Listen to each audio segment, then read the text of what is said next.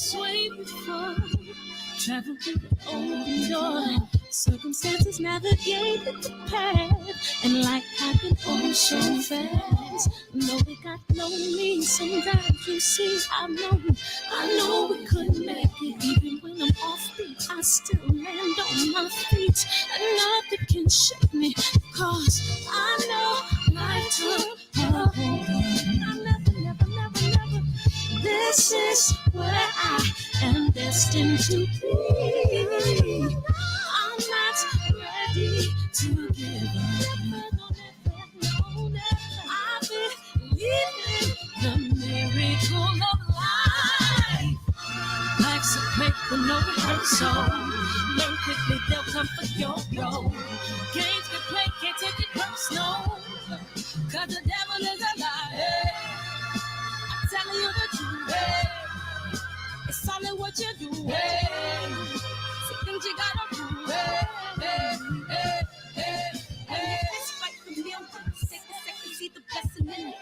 With much expected, much is given. One that made the living, now I'm giving back to children. Never let the power come first before your happiness. Yes, you can be the best if you go the distance. Mix a little sweat with your persistence. You know that the best things are never instant. Just shine up, let them see your brilliance. Get up, open up your eyes now. It's the moment of truth. No backing down. We're bringing it to life. Oh, for the children, it's a given. You gotta give it, be a blessing. This my personal statement. Run the game like I'm aces. Learn to develop patience, determined to be the greatest. Yeah, bobbing and weaving, they changing up like the seasons. Indigenous to the grind, so I do it for all my people. Jabbing the competition, back up against the ropes. You fighting for recognition. I'm fighting just to promote equality where we lacking. Or cancer slowing our road. I'm confident we'll make it. We focus on common goals. Yeah.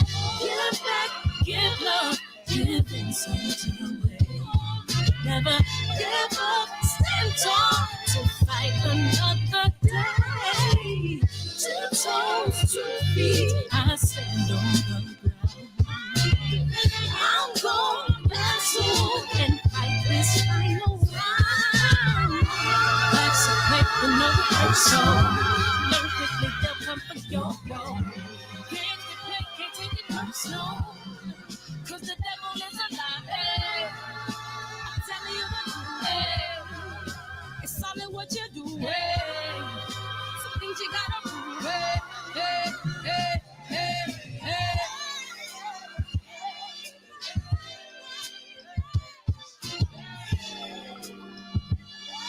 Ooh.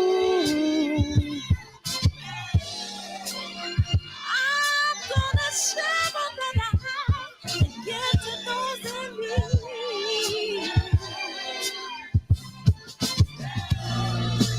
So we're gonna win this battle, fight that disease. No one can support you, believe in God's hands beyond. We got to keep it open.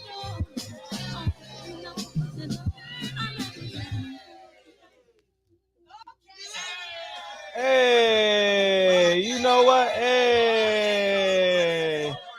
Hey, I appreciate y'all. Who we got in the building? JP, Errol, JQ, what it do? Shout out to the third shift. What's up, Birdman, Keno, DeMar, Nathan, Damon, G Brown. I appreciate y'all. A Sneed, thank you. KJ. Oh man, that wasn't real. That wasn't real. The truth. What's up? Supreme Tax, Adolfo. What's up, big homie Coop, man? Back smack that like button, Chris Brown. Thank you guys for coming in here. We're gonna have some fun tonight. Why not? It's all in what you do, hey. Hey. All right, let's play this trailer. I got hooked on that song for a hot second. Hey, there's a trailer. You're watching America This Morning, America's #1 early morning. Time after time after time, we are watching murderers go free. They hide behind their badges, they hide behind their white privilege, and they use the excuse that they fear for their lives to murder our young people in cold blood.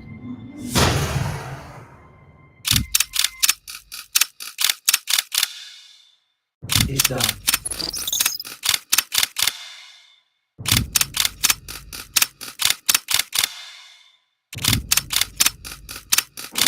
Ex, my brother. No, don't think about it. All you self-righteous assholes do is march and destroy your own communities.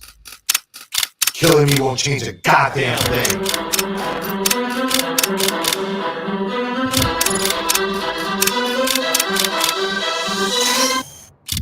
It's a lot different with a strong black man standing around.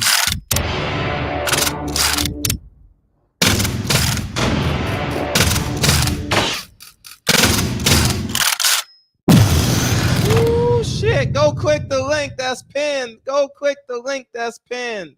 You know what I'm saying? It's definitely gonna be the film. It's definitely the film of the year, dog. You won't see another film like this, man. You will not see a film this year because they can't, because they're not using their own money. And when you're not using your own money, you can't be 100% as creative as possible. And you know what I learned today? I not today, but I was having this conversation with myself.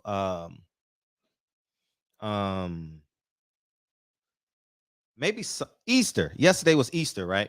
The conversation I was having with myself was so many people became entrepreneurs, and it was beautiful to see people start their podcasts and start their own businesses and whatever they had to do because money was short, right? We was working from home, and a lot of people were doing stuff cyberly and through Zoom and through Skype.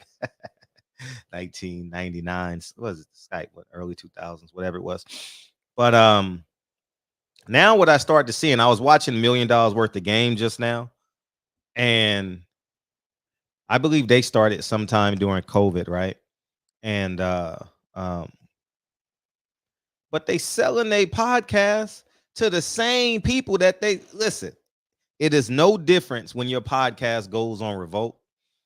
It is no different when your podcast goes on some other network, Showtime, because the same people that they complain about, oh man, we need to be our own boss. We need to be our own boss, this and that. And they sell themselves back to the same company. Damn, I'll be like, I was watching $1 Million Worth of Game, and I was like, why the hell are they giving themselves back to the people that they say you're not independent? And I'm like, God damn. Now, guess what? All these voices that are independent, that was independent during COVID, they're about to be curated because they're going to sign with Disney. They're going to sign with iHeartRadio. They're going to sign with Revolt. It's just, you can't do it when you're using other people's money. And that podcast is so easy to produce. You know, I have the same roadcaster they have. And so they don't need other people's money. They don't need other people's money, man. And they literally can do it on their own. And because basically all they doing is open up their cell phone and be like, hey, you want to interview so-and-so next week? Sure, let's interview so-and-so next week. It's like, you know who else, speaking of Errol, Spence, Steven Jackson and Matt Barnes. All the smoke, they could have did that themselves. But they on salary with Showtime. I'm like, dude, y'all have no idea the power and the reach y'all have. Showtime is literally paying you. They're not getting paid much money. You know what I mean? And what I mean by much is it's not like an NBA contract. I could pay Steven Jackson and Matt Barnes, you know what I'm saying, for the work that they do. Not diminishing their work, but I'm talking about their salary.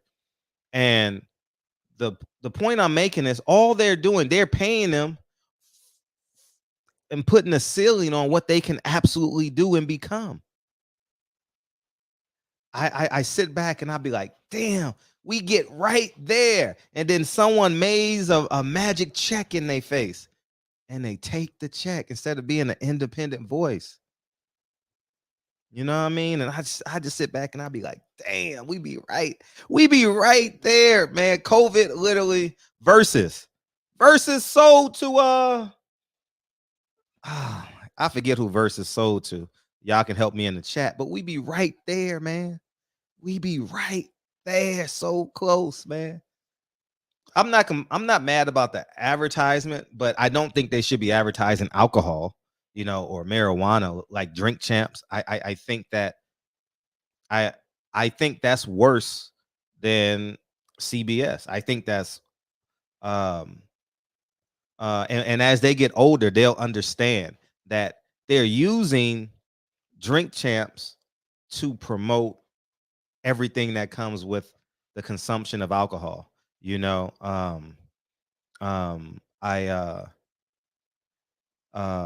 yeah, Triller. Yeah, Triller. Yeah, they were Versus was such a great idea.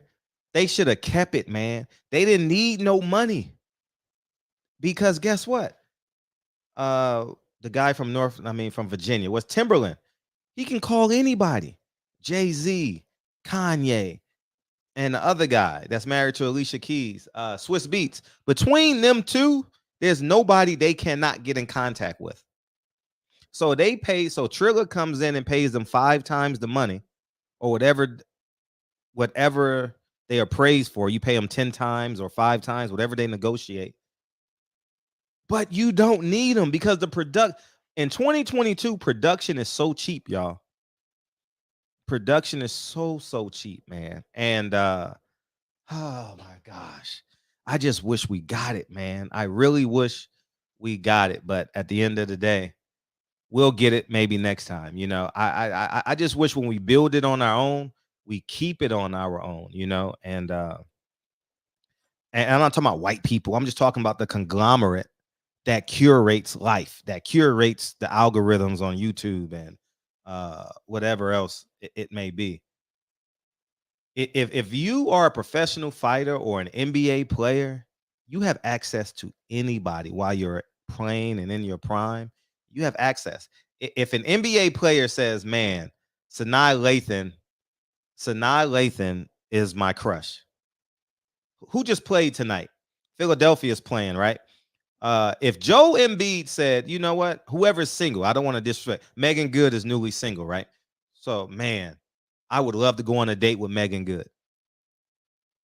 Within 10 minutes, Megan Good is going to get that tweet. Or if who has a podcast? Stephen A. Smith, right? He still works for ESPN getting $5 million. He doesn't know he's worth more than $5 million in these streets. If Stephen A. Smith tweeted, "Man, I would love to interview Kanye West," we would have that interview within 14 days. It's just that simple. And we don't understand it. Listen, if Frederick Hawthorne, with the help of Patty Dean, right, who's doing it. Okay, I'll use this as an example. Patty Dean is doing an extraordinary job at doing commercials. She and I still talk, have a great relationship, but she's really doing commercials every day. She's doing she's either doing extra work or a commercial. She got 2 national commercials right now from a guest from the show. How beautiful is that? So it was challenging for her to double and do that. So, but she's doing great, by the way, if you guys were asking. Maybe we'll have her on as a guest sometime in the summertime. I'm just super busy right now with the film. And I forgot where the hell I was going with that shit. Fuck it. I just blew it. Anyhow, I totally forgot. But if I can interview, remember all the people I interviewed during COVID with the help of Patty Dean? She did an extraordinary job. And you guys can see her value now because I literally can't do it during the day. Extraordinary, and but the amount of people we had on during COVID because we had the time and everybody was home and she was just an extraordinary producer. We got it done. If I can do that and I don't have the reach, I have a C reach, right? Joel Embiid has an A reach. Stephen A. Smith has an A reach.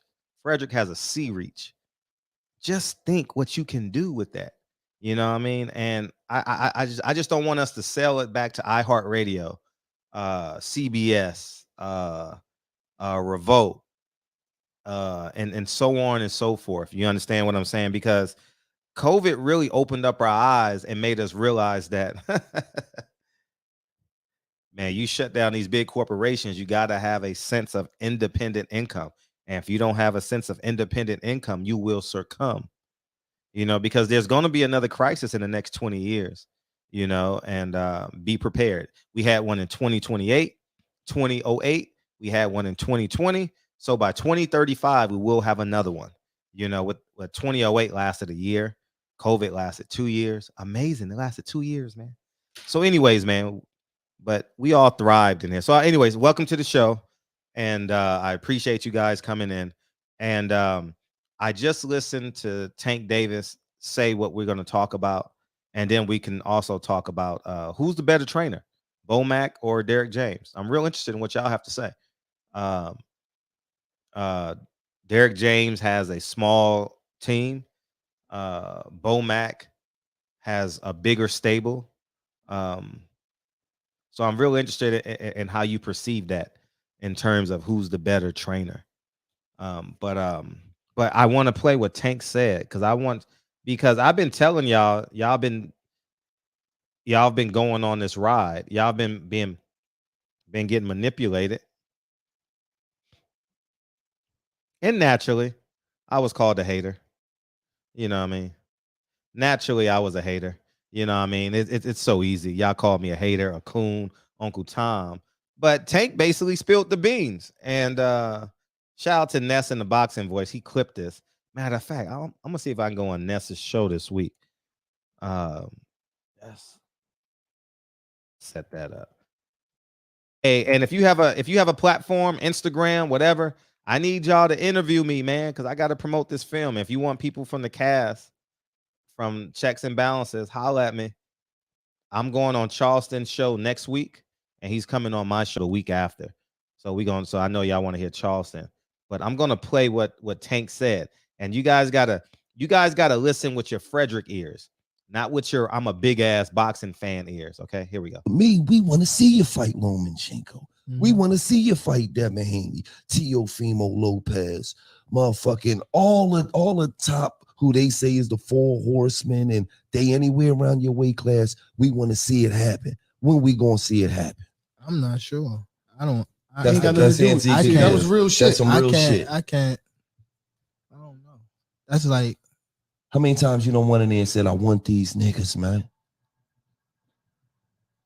To be honest, I ain't never said it. I don't even.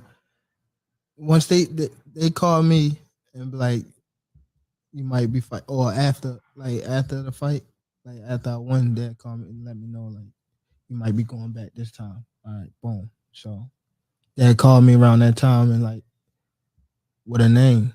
Yeah. But this time it's already like. Do y'all understand what exactly just happened, man?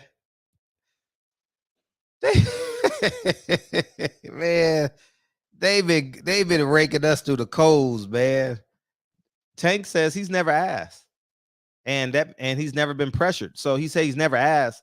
They've just told him who he's fighting next, and obviously by the people he has fought, you can literally see it's been no one on his level, and that was the plan. And you guys called me a hater. I tell you the truth, you called me a hater, but now the fighters are telling the truth. Oh, I mean, honestly, I haven't asked.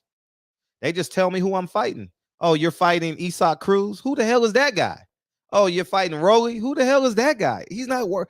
It's no way in hell Tank should go from Isak Cruz to Rolly Romero in a real world. Who did he fight before?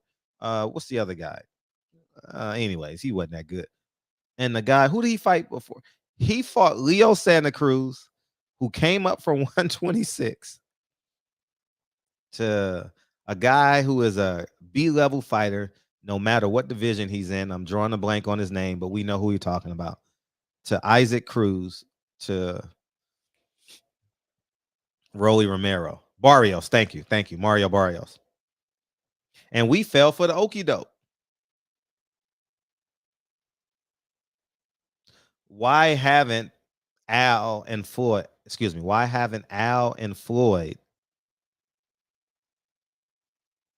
told you, nah, you need to step up your opponent. Nah, we got plans for you. No, it's not. It don't work that way. Until we get what we want, until fans wake up, we're never gonna get what we want. And it's not the fighter fault. Shit, if you're gonna pay me a handsome ransom to beat up a guy that I'm way better than, I'm gonna do it. I'm gonna shut my mouth and be obedient. But the fans, you know what the fans gonna do? They gonna wait. So if Al Heyman says, a Crawford, fight Keith Thurman, 80% of y'all are gonna say, well, it's a good fight. Hey, it makes sense. It's a good fight. You know, I mean, I do want to see the fight. Keith Thurman is a good fighter. Oh, man. Y'all the type of niggas that take the streets to Vegas. You know what I mean? Nah, fuck the freeway. Let's walk.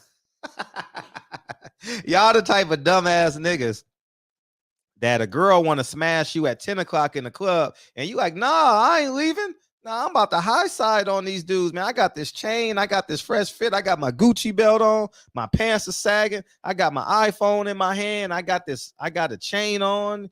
Nah, I ain't about to smash her. I'm gonna wait till 2 o'clock and you leave still holding your cell phone. That's the type of niggas y'all are. Y'all just accept it. Y'all don't accept gifts. Like y'all don't accept nah, you just gonna, it's too early to leave the club. I don't want her right now. Nah, I'm gonna get a finer girl. Oh, man. Type of dude to spend all his money on spring break trips than investing in his business that he brags about online. Yeah. These are the people I'm talking to. You know what I mean? And so I think I'm not pro-black, man.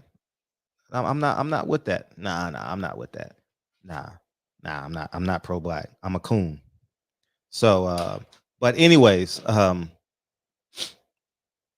think we got to wake up and start protecting our pockets. And it's time that we start protecting our pockets, because Tank Davis was a ride. We all got taken on this ride. And we just sit here and accept it. And now we got another position that we're in right now. Errol Spence, Terrence Crawford. We got another opportunity for boxing just to be normal, to do what's expected of it. You know what I mean? Like when you get up in the morning, you're expected to wash your face and brush your teeth and get your kids ready and make breakfast and drive them to school safely. And that Errol Spence and Keith Thurman, Errol Spence and Terrence Crawford is basically your normal morning routine. It's supposed to happen in no more than 6 months from now. I think that's too long, to be honest with you. I think they should try and do it in August. Reason why August? Because you cut the water off on Canelo a little bit. You know what I mean? You step in front of him. That would be good business, like Al Heyman did with Floyd and Conor McGregor. You stepped in 3 weeks in front of Canelo, which was smart because you had the drawing power. And but we're not going to get it. We're just going to sit and complain. But I will say this: boxing is in a good space right now. All the names of fighting, you know what I mean? And I think that's important for the sport. That's why the NBA is so good, because every night there's a superstar fighting. Every goddamn, playing basketball every night. Like tonight, James Harden played, and then guess who's playing in the next game? Steph Curry. And guess who's playing tomorrow? Ja Morant. And then who's playing after that? Kyrie Irving, Kevin Durant. And the hits just keep coming. And for the next 2 months, I think boxing is in that space where you got a big name fighting every week. And I think that's important.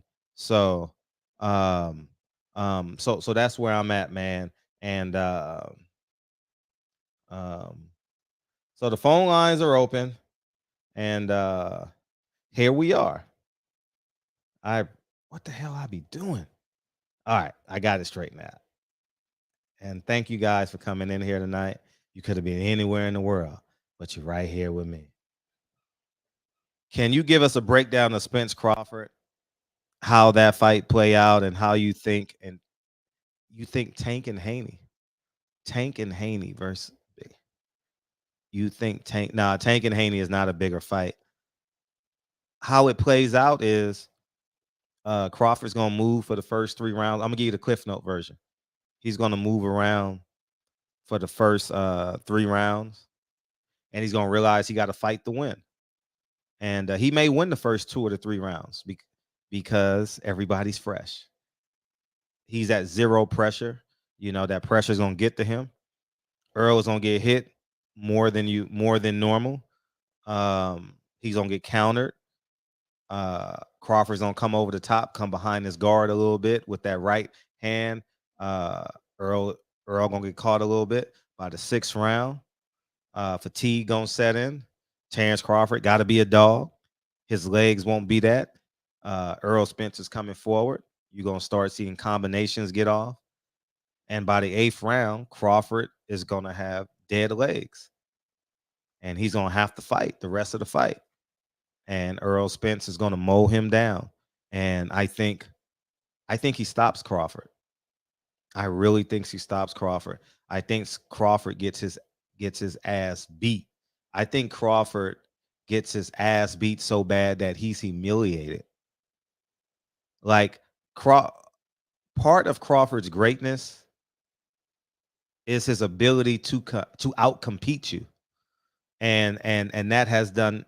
You guys follow him. He's always competing with people around him. Whether it's pool, you guys watch his stories.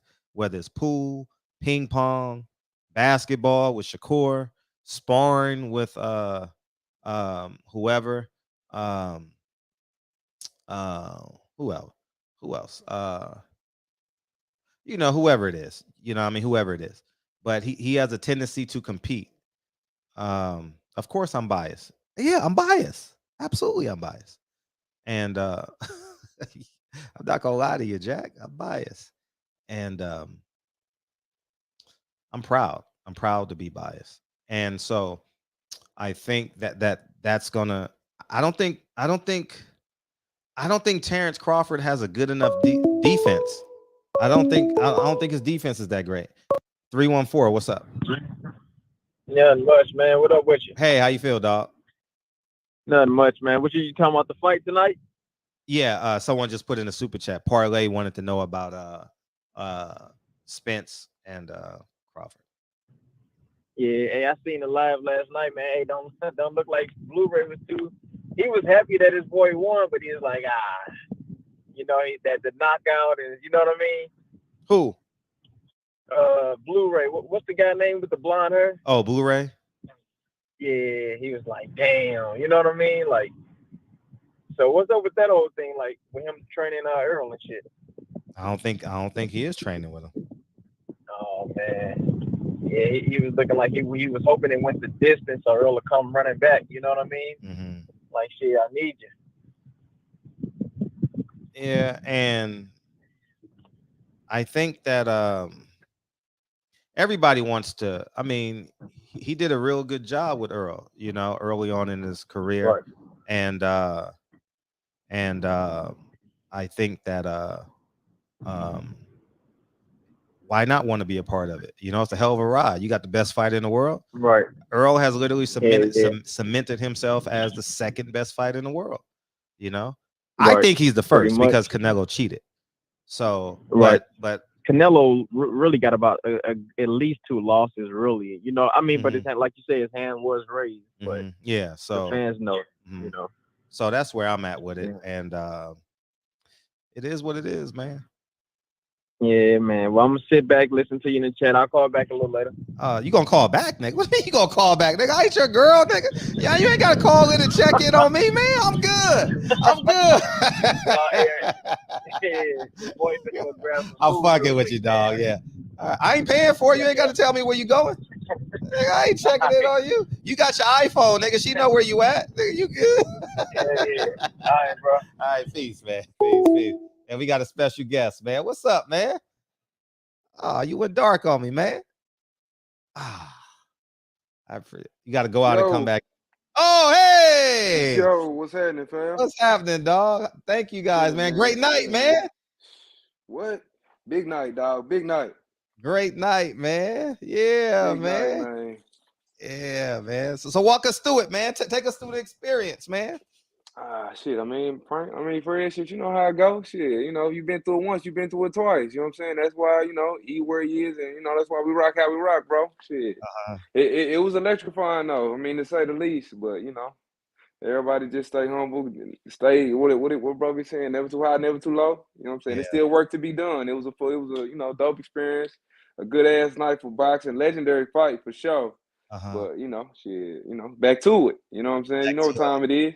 Yeah, and 40,000 people, man, supported y'all against somebody they didn't even know. So for all the people that were saying, oh, you know, it was because he fighting this person, oh, it was before you because he fighting this person and all that shit, man, bro. You know, to fight Ugas and pack that bitch out with 40,000, bro, that said a lot, fam. I can only imagine what the pay-per-view did. You know what I'm saying? And I was literally praying that it did well. And partially is obviously for the Mikey Garcia narrative. And just to take boxing to a new location too, and obviously for Errol to win. But now Dallas is literally a boxing hotbed now. You know, I mean, there's a lot of money out there. Ain't nothing like you got the Dallas Cowboys and the Errol Spence Jr. That's you know what I'm saying. For real.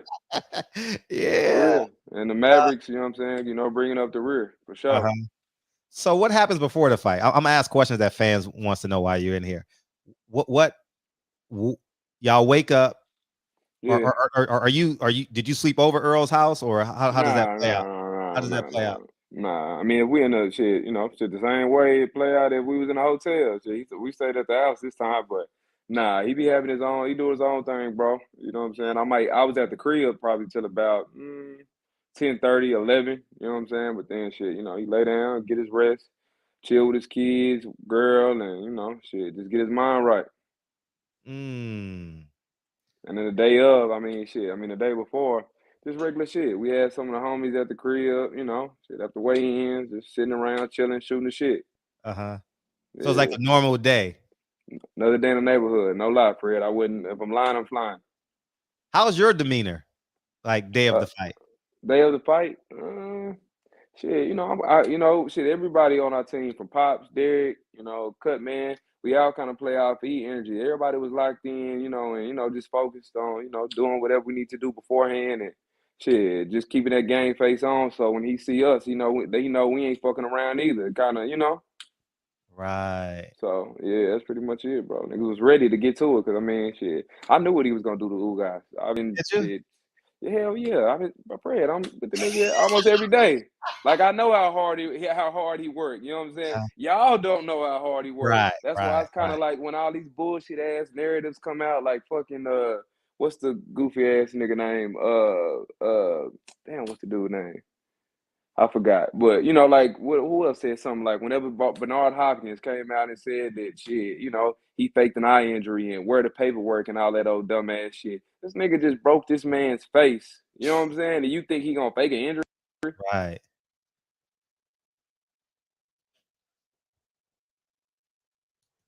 You hear me now? Oh yeah, I hear you now. Yep. Yeah.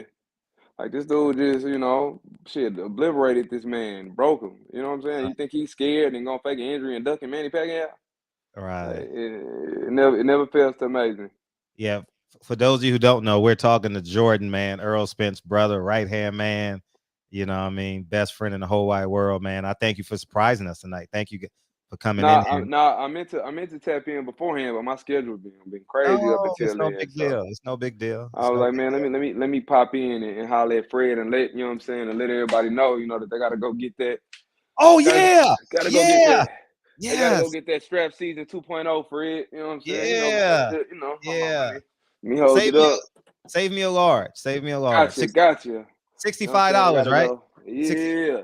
Gotta go get that strap season 2.0, man. Swim at your own risk, dog. You know what I'm saying, Fred? Swim at your own risk, man. You know, you working. You know, they gotta go get that, Fred. So, Right. Let me pop in, let Fred know that. You know what I'm Yeah. saying? And, you know, shit, bro, the biggest shark in the ocean, man. You know, and it's the fight that everybody been waiting on. You've been waiting on it, you know. Gonna make it happen. Yeah, and yeah, we definitely talked about the shirts yesterday. And so what happens after the fight? What do y'all do after the fight? After the fight, of course, you know, go out, politic a little bit, you know, shit, do the little clubs, you know, kind of show face in the city, you know, for everybody supporting and shit like that, and shit, chill. You know, he had a cookout, had a cookout Sunday. He had his family and stuff over, so shit, we just relaxed, hung out, you know, ate a little bit, and you know, chilled out, bro. That's about it, fam. Right. Parlay has a question for you. Jordan, Errol was in dog shape. Do you think he's gonna stop Crawford when they meet? Shit, we gonna see. I can't say whether he gonna stop him or whether, you know, he's not gonna stop him. But what I can tell you is, shit, he gonna win.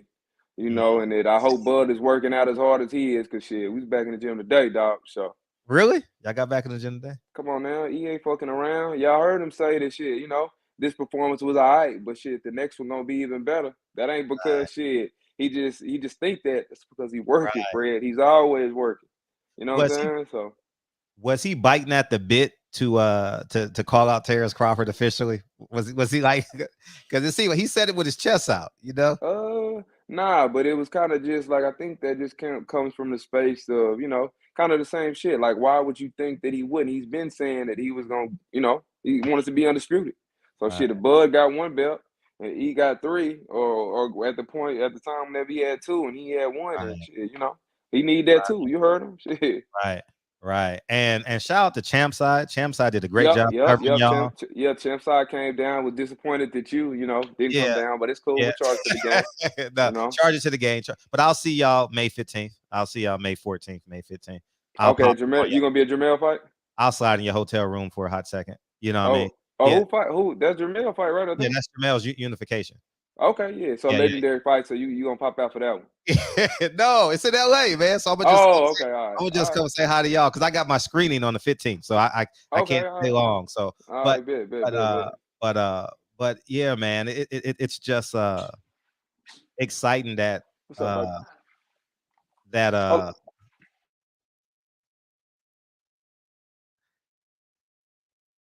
and you still got your Christmas ornaments up, man?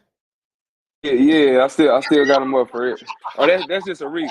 My girlfriend does amazing interior design, you know, as a hobby, you know. So she got our crib looking nice, man. You know?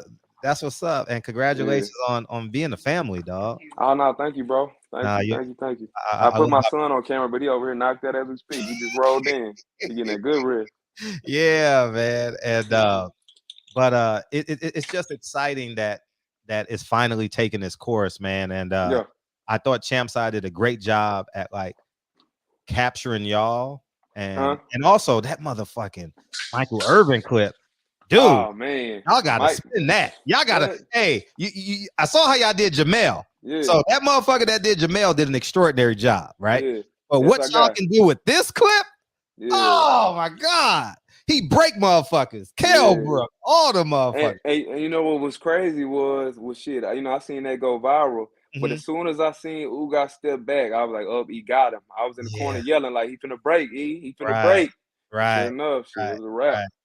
Yeah, was your eye? I mean, was your heart in your throat when Ugas clipped him? When he went for his mouth? Hell nah. Really? Hell nah. Bro, he is a real life dog. Like shit, for him to take a shot like that wide open, low key, kind of on like some cheap shot shit. Yeah, I mean, you know, supposed to protect yourself at all times. Cool, whatever. But for that motherfucker to bite down and like he broke his face, bro. Niggas ain't coming back from shit like that and not getting knocked out. Then you know what I'm saying, going and obliterating the man. It's like nah.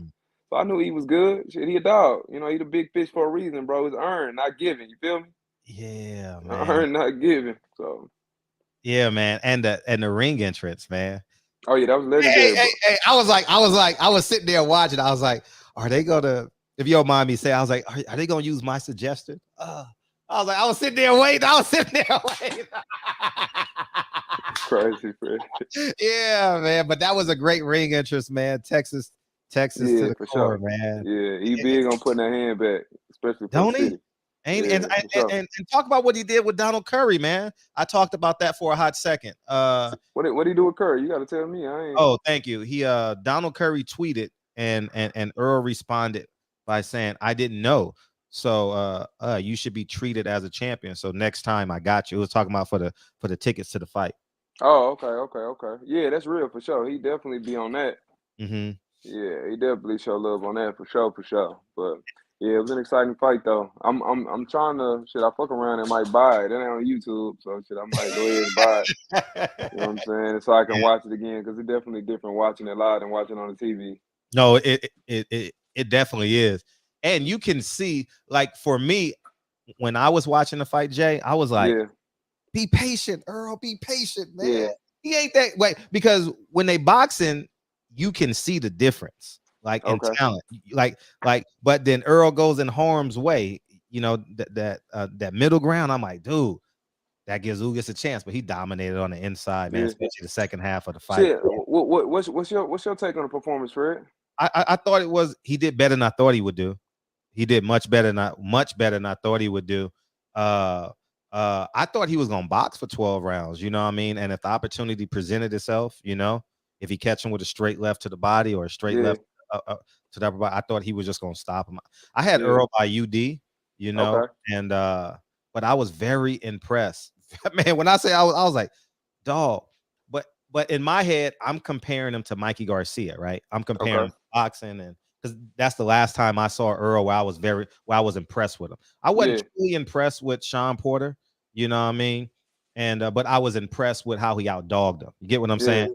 And I was sitting there like, okay. And then he realized Ugas is in the high guard, so you don't want to be at the end of his power. He can just hit him, and Ugas can't be off, and he realized that.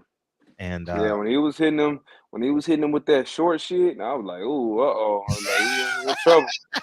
He was hitting with that short shit up the middle, and getting around.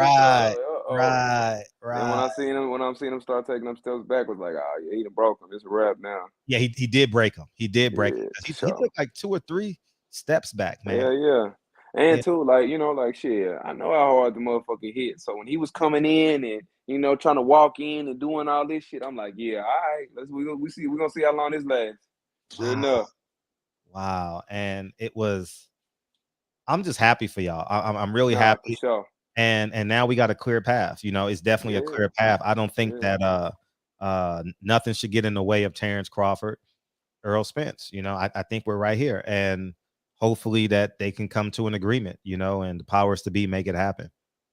Yep. We'll see, man. If it, you know, he said he wanted, so man, at this point in time, shit, if it don't happen, it ain't because of E. That's why he been waiting on this. Like, we really finna see who been holding shit up now. Right. You know what I'm saying? So he ain't trying to wait around till next Christmas, man. So we finna see what Bud want to do, Doc. Hey, he ain't had a vacation in a long time. Like, literally, he ain't had a Christmas in like 4 years, man. He been grinding year round. You know what I'm saying? We're going all this shit. His little partner, what's his name? Bernie. All that shit he been talking. We finna see about all that. Nah, that'll be good. You know what? Y'all should do like Bomac fat ass. All that shit. Y'all should do like a home and away. I gotta stop cussing. Home and away podcast. That would be great if you and not Bomac, you and Bernie did like podcasting for the hell nah. Bernie, all his shit all biased and just like, I'm gonna keep it real. You know what I'm saying? Bernie just be coming up with all types of bullshit narrative. He don't do no damn research on nothing. Ain't really just watching the sport like that. Right. Dude, he ain't talking about shit. That's why he got like 300 subscribers or some bullshit like that. Yeah. How do y'all spend time together, you and Earl? I know y'all got new kids. Kyle, there you go. Yeah. That boy got that shit on. Okay, yeah. Hey, we need that new design and hoodie form though. Okay. I ain't really I up lock for you the in. t-shirt That was you to just text me. Okay. Come on, man. I'm lock you in. Yeah, make the hoodies, man. Hey, I got you, bro. Cool. We gonna work something out. Hey, listen, I got one in route, but I need the hoodie though, man. Need that hoodie. Okay, bet. We're gonna work on that. I'll strength to you. We might have throw that out. It's a hoodie show. And Fred, don't let Fred tell you that was his idea. That was my shit. I said that from the beginning. I said that idea? long ago about him coming out to Southside the Realest. I wasn't talking about that. It was different than that. Oh, okay. I was gonna say, boy, I was gonna say, nigga, I been said that. Oh man, it's for sure. Now you did say that, and it's. Would you got anything to say to them? You come in hella early. Yeah. It's 8:30, Fred. I always come in at 8:30. Not really, but yeah, I mean, you want to holler at Jordan, but yeah. Hey man, that shit was crazy, man. Being in the building. Oh yeah, I seen. Yeah, Kyle was there. Yeah. That way. No, he came out with Big Tuck, man. Tuck. Yeah, that shit was legendary. Legendary, absolutely legendary. It felt good. Like it really felt like a Dallas experience. It felt like, man, you almost like the Cowboys for a second, man. Hey, man, that bitch was packed to the ceiling. Kyle, tell him, man, them niggas in the rafters. Man, listen, it was so big. Yeah. Man, that shit was crazy, man. That shit was insane. And then when he got the stoppage, you can't really hear it on TV like how you can hear it in the stadium. Yeah. Man, that shit blew up. Yeah, man. That boy hit that Brahma Bull step on, was it? Oh, yeah. Did anything catch Errol off guard in the whole experience of the fight? Like, nah. Was he shocked by anything like that? Hell nah. Nah. He might have said that, he was, he was tough. He was like, man, he dude's good, but nah. It wasn't nothing he ain't seen before. Right. And Brian Custer did a great job on that interview too. I really enjoyed that. Nah, that mo was dope, man. BC does very, very good work, man. Yeah, I was really happy. And the pivot was awesome too. Yeah, that was legendary. Yeah. Be on the lookout for, he on a lot more of those platforms, man. For sure. It's totally important because when you get these guys in sound bites, it's not good. I mean, in comparison to long form, we got like we get to experience them for that hour, that 45 minutes, man, and it's so important. But I enjoyed Earl valuing that promotion is now a part of his business. Like it's a part of it. It's the first time I've seen him really do. I mean, I was like every 2 hours, it was a new interview from Errol popping up on my feed. I mean, but it really comes with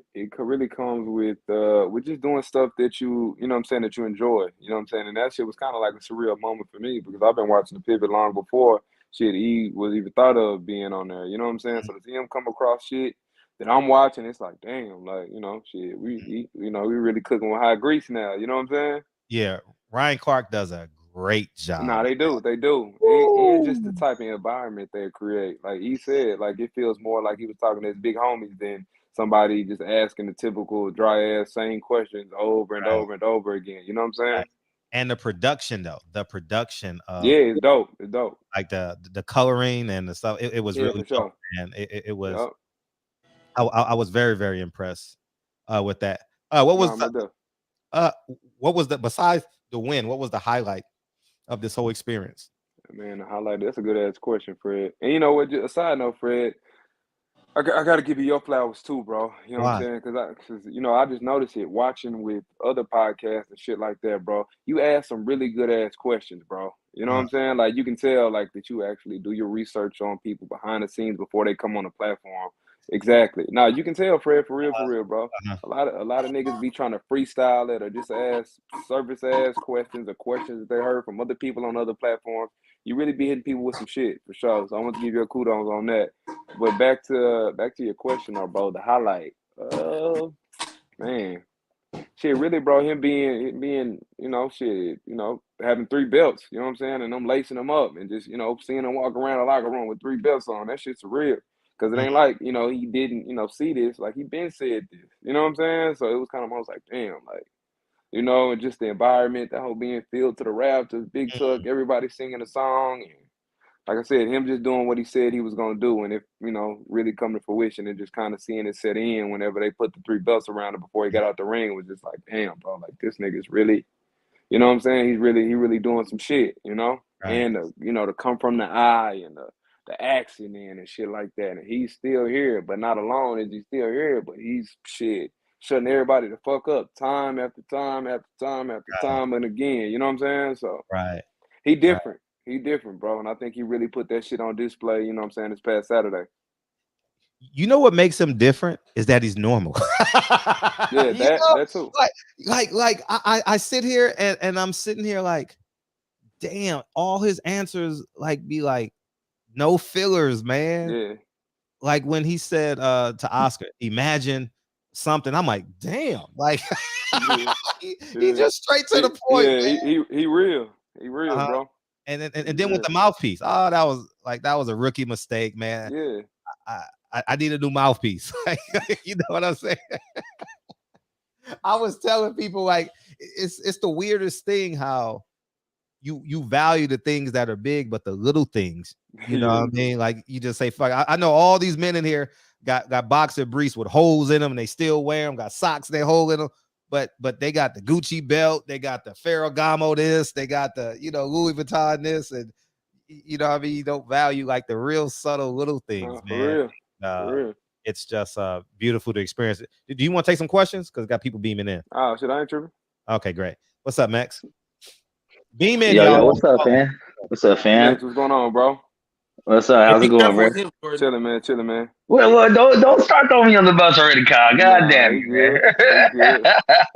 No, hey, I'm gonna put it out there. I'm picking Bud in the fight, but I'm not gonna take nothing away from Errol. I'm not gonna try to bring Bud up in this conversation because Errol did his thing. I mean, and I think it kind of sucks as fans because it puts us into that Mayweather and Pacquiao situation where it's like you got to choose up. You can't be like I like both. Like it's one of those fights where you got to pick somebody, or else people don't want to listen to you. Don't want to talk to you at all. You know?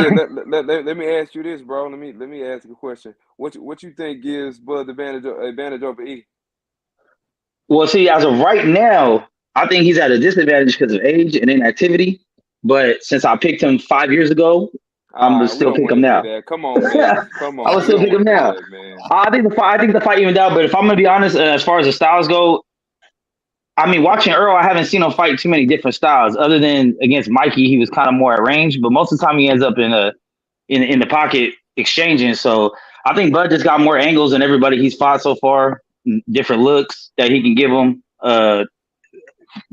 separate from the ambidextrous shit, but just in and out angles, turning, using the ring. I think Errol usually gets people to get in that war with him, but we're just gonna sit here and punch each other to death. So other than Mikey, because I don't know, he just boxed the fuck out of Mikey. That was impressive as fuck to me. But shit, how? But on that note though, Nick, shit, you don't think what I'm saying? Sean prompted E to bang? Or Sean do that shit to everybody too. Like Sean do that shit to everybody too. I think Errol happy with that too. From looking looking at the videos and shit when he go body shots with his cousin and shit, like this kind of look like this what he grew up doing. You know what I mean? It's just like this ain't nothing. It's another day at the office.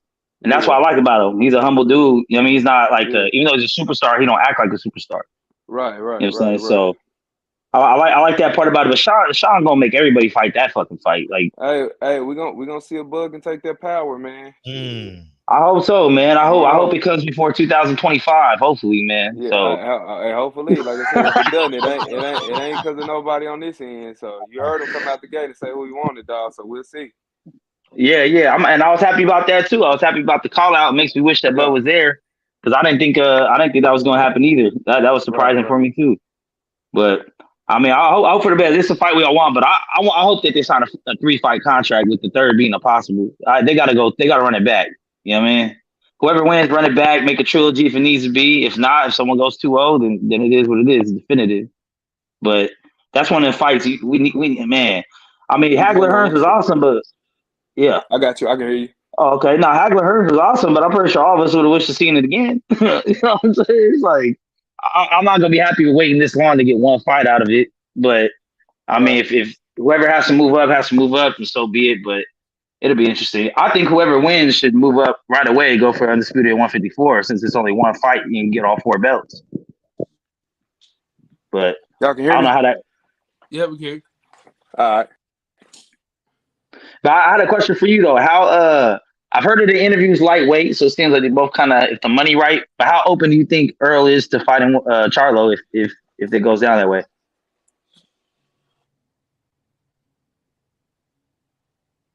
Oh, y'all can hear me? Yeah, hear you now. Okay. Finish what you were saying, Mix. My bad. No, I would say how open do you think Earl is to fighting Charlo if he moves up, if need be, for them belts for undisputed? Man, I ain't even in talks, man. I don't know, man. He ain't walking around talking about that and shit. Neither is Jamel. And both of them trained by D. You know what I'm saying? Who knows? I don't think that's nothing that shit that's in the forefront of no time soon or no shit like that. And the same with E, bro. He worried about the task at hand right now. You know what I'm saying? It's looking like shit. Whoever, oh boy, if he go ahead and make it shake. So he focused on that. He ain't worried about 154 right now. Okay. So you guys no plans moving up after Bud, or? I mean, shit. He said he does. He been saying that was. I mean, so that could lead to he would move up and just not fight for belts. I mean, if Charlo has all the belts, kind of ends up being that, right? I mean that makes sense to me, but shit, who knows, Mix? You know what I'm saying? He ain't, he focused on the task at hand right now. Right now, he chilling with his kids, enjoying his little time off, but he ain't too far out the gym, bro. So I can't really speak on that one, bro. Yeah, I feel it. I'm gonna let everybody else hop up on here, man. When that fight happens, I'm gonna make $105 bets, and then have it like that. Hey, hopefully you gonna get on the winning side, man. Don't lose a lot of money, man. I hope that. Nah. That's why I say we're gonna keep it at 5, man. We're gonna keep it at 5.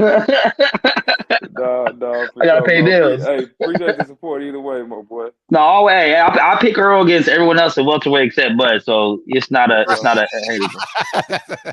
That's hard. That's tough. That's challenging. I hear you, bro. No, I'll take him against Boots too. If you want to throw that out there, so you know what I mean. It's whoever. But I'll let y'all, man. Much love. Take care, bro. Hey, thank you, Kyle. Thank you for letting me live, Kyle. I love you, bro. I was gonna play the song with your ass. I bet you got see it, yeah. All right, man. All right, peace. What make Derek James so unique? Man, Derek is really in the gym working. You know what I'm saying? Like, he ain't just dry, holding the mitts, letting people go at the tempo that they want to go at. D is setting the tempo. You know what I'm saying? Like, Derek be dripping. When you see, well, you ain't been to the gym in a while, Fred, but after Derek get off the mitts with E, like, he's soaking. Like, he's in there throwing shots. Like, D really works. He ain't just making shit look cute for Instagram to go viral. You know what I'm saying? Right. How impactful do you think? Because I've seen a lot of like calmness in Earl, and even including yourself. Mm-hmm. How impactful do you think Derek James was on like the acceleration? Let's use the word maturation without it being a condescending word, but like the maturation of both y'all and y'all relationship, and Earl now living on a farm. You have a child now with family. I mean, as far as like him playing a part, you know what I'm saying, in where he lives, I mean, I wouldn't say that, Derek played any role in that. But as far as like just the growth, you know what I'm saying, in us both, I mean, shit, Derek is, really like a big brother, you know what I'm saying? He's one of those type of dudes that regardless of, what he thinks you want to hear, he's going to tell you what you need to hear through and through, you know what I'm saying? So I definitely think he plays a pivotal role in all of us on the team. You know what I'm saying? For sure. Because shit, they don't just talk about boxing or strategy or game plan. Like, they talk about real shit when they done hitting the mids or sometimes when they warming up and stuff like that. So I say definitely D plays a role in both of us. Just maturing and giving us valuable game here and there. Shit, for sure. Right. Malik Scott is in great admiration of Derek James' mitt work. I've seen him repost it and actually talk about it a great deal. Why is his mitt work different, would you say, from another trainer? I mean, for me, I think it's the combinations that D throws, you know what I'm saying, and the angles that he's working. And like I said, like, E doesn't set the tempo. Derek sets the tempo as far as like, the distance and the speed and, just how they work. And I think, a lot of these coaches nowadays really just want to do the pity pat shit that's pretty. Like, Derek is making them put shit together, you know what I'm saying? Time. And it's more like an actual fight than just, shit, reaction time and, like I said, making the shit look cute, bro. Right. If that makes sense. That makes sense? Right. Yeah, I get it. Very methodical. It's more game-like, in-game-like, And D really puts time into, he's really thoughtful in implementing what he does within the mid work, as far as like the actual game plan to a degree. You know what I'm saying? I see and the I think a lot of these. Oh, go ahead. No, I apologize. I said I see the thoughtfulness. Oh, yeah, for sure. And I feel like, you know, a lot of these dudes, a lot of these coaches, man, they got studs as talent. You know what I'm saying? And I feel like they ride off of that until they get into a situation where they really got to coach it. And it's like, oh shit. Like, you know, kind of like, you know, shit like when the Mikey fight, you know what I'm saying? Like I'm sitting right across from, you know, shit, they corner, and I'm seeing them kind of look confused, like shit, like we thought this dude was gonna bang us. He in here boxing like a motherfucker. What do we do now? Right. Fight, Mikey, fight. That's all the nigga can say. You know what I'm saying? Right. So, right.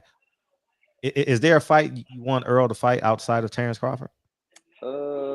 Man, I can't say that there is for it. Shit, I mean, you know, I can't say that there is one. Shit, I mean, if anything, I just want him to keep shit proving motherfuckers wrong like he doing, bro. I want motherfuckers to keep talking, keep doubting them, because all that shit does is add more fuel to the fire. But as far as a specific fight, shit, yeah, this one probably, if any, you know, if you could it say, had to be one. Right.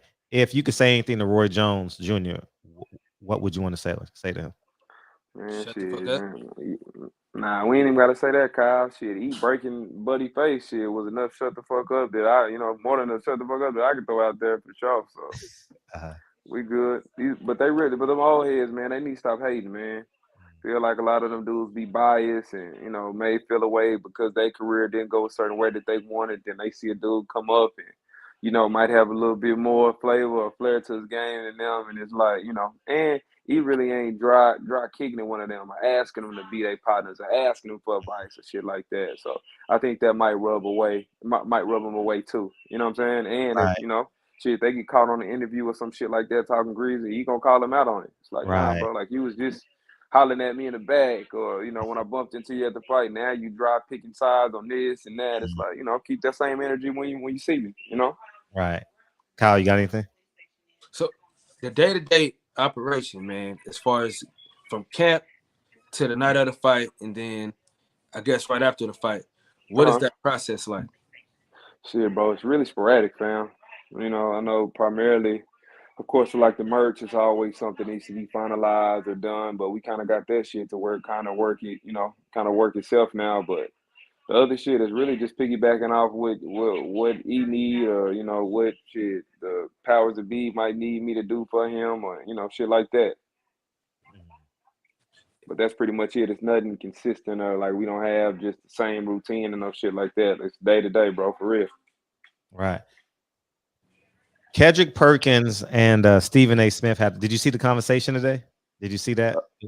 No, what happened? Well, Stephen A. Smith has Bud Crawford slightly ahead of Errol Spence right now, as it pertains to winning. And Kedrick Perkins basically said, "Nah, we Texas boys, man, we strong out here." Yeah, man, Stephen A. sometime too, cause shit, you know, he been all Errol Smith Jr. Now he all on Bud. You know what I'm saying? Talking about this and that, man. That's all good, bro. It comes with the territory, man. These dudes be wishy washy. Yeah, you know it's just beautiful. Like Steven Jackson was there. You got the Charlos there. You got the Dallas Cowboys. You got obviously Team Spence. You got Donald Curry. Yep. Everyone is literally I shouldn't say Davis. everyone, but so many people are like wrapping their arms around Errol. Why Errol? Shit, bro, because he's genuine. He a real dude, you know? And everybody wants to be a part of something that's legendary. You know, shit, what he doing now, like, shit, the layoff, the eye injury, like, shit, that picture wasn't no Photoshop picture. That shit was real. This dude didn't have to be here, you know, for him to go from looking like the picture that went viral to, shit, cut up, running around his hole looking like motherfucking miniature Rambo, shit. That say a lot, bro. Like, he different, you know what I'm saying? Like, I know I keep saying it, but shit, for real, like, he's a living testimony, a walking testimony of what faith and hard work look like. You know? Why does Dad play the background so great? Man, I wouldn't know. I wouldn't necessarily say that, you know, that he plays the great shit. That's just him. That's his pops. You know what I'm saying? That's the type of dude he is, you know? Yeah. Really don't do a whole bunch of talking, but his demeanor and the way he carries himself speaks volumes. You know what I'm saying? Right. Mom does as well. Mom don't do too many interviews. I caught her by accident for the Mikey Garcia fight, but she doesn't do too many interviews either. Nah, I mean, because they ain't about, they ain't about the hoopla and the cameras and all that. They just want to see their son do well and keep prevailing. You know what I'm saying? And any way they can help, shit, they're gonna do that. Everything else, shit, they ain't really worried about that. But it makes sense though, and that's why he ain't running around here, buying a whole bunch of jewelry and got all these foreign cars and living in some big ass house that shit when he that it's costing an ass load to maintain and shit Right. like that. Right. What's the conversations y'all have after boxing? After boxing, the same shit that we had during boxing. I told you, bro, like me and E really don't talk about boxing like that, bro. I think that's why we mesh so well, and why our brotherhood is so tight. We talk about real life shit, shit we seen online, stuff that's going on with him and might be going on with me, pertaining to all types of things. How has he inspired you?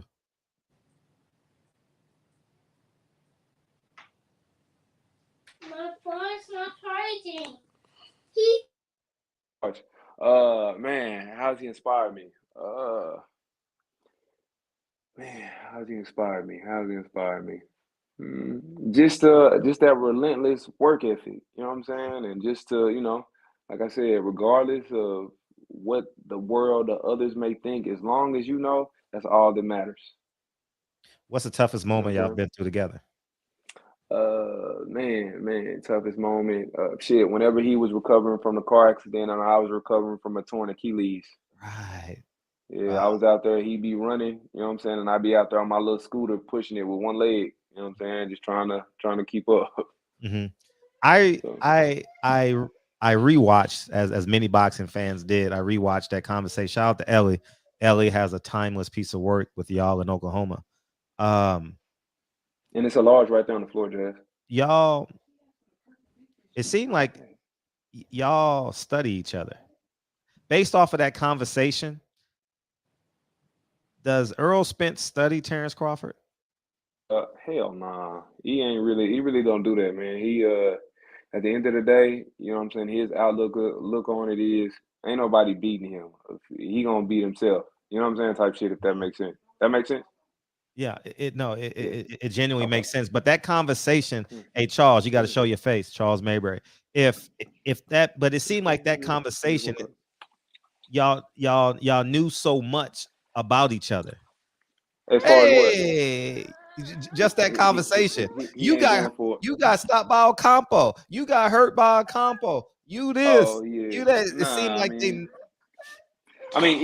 he watches boxing in general. So that's, you know what I'm saying? Like Bud fighting or whoever fighting, shit, 9 times out of 10, shit, we gonna watch it, Some Virgil Ortiz, all them dudes, you know what I'm saying?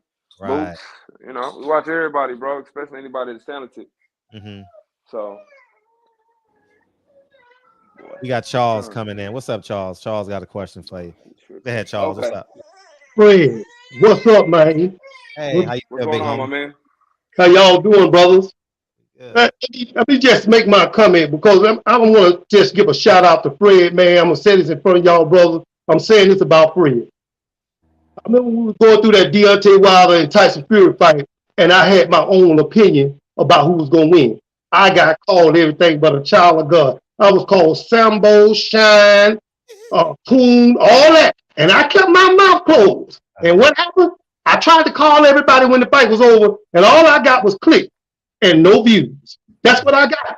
So I'm gonna say this: if Fred was mad then, he sure in hell gonna be mad now. So let me just say this: here it come and here it go.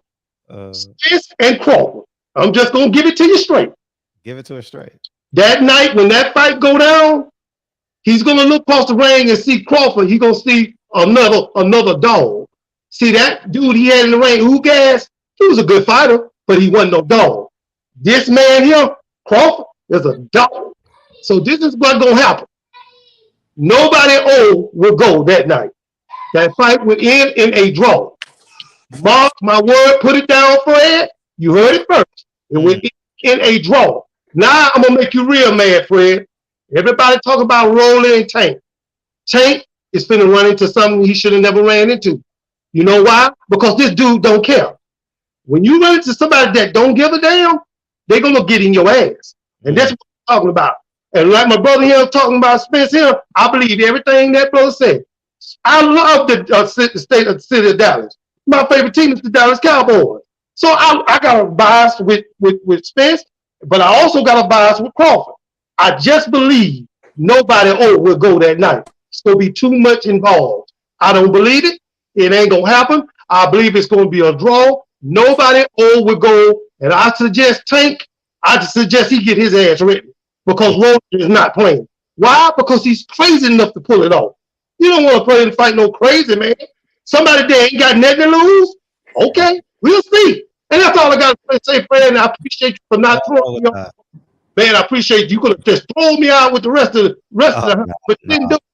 Man, I appreciate you, man. And that's all I got to say, brothers. Y'all have a blessed night. All right, salute, OG. Yes, sir.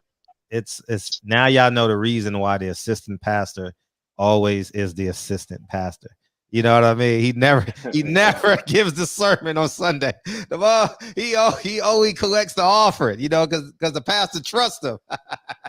Nah, I'm messing with him, but yeah, I think that it's not gonna end in a draw.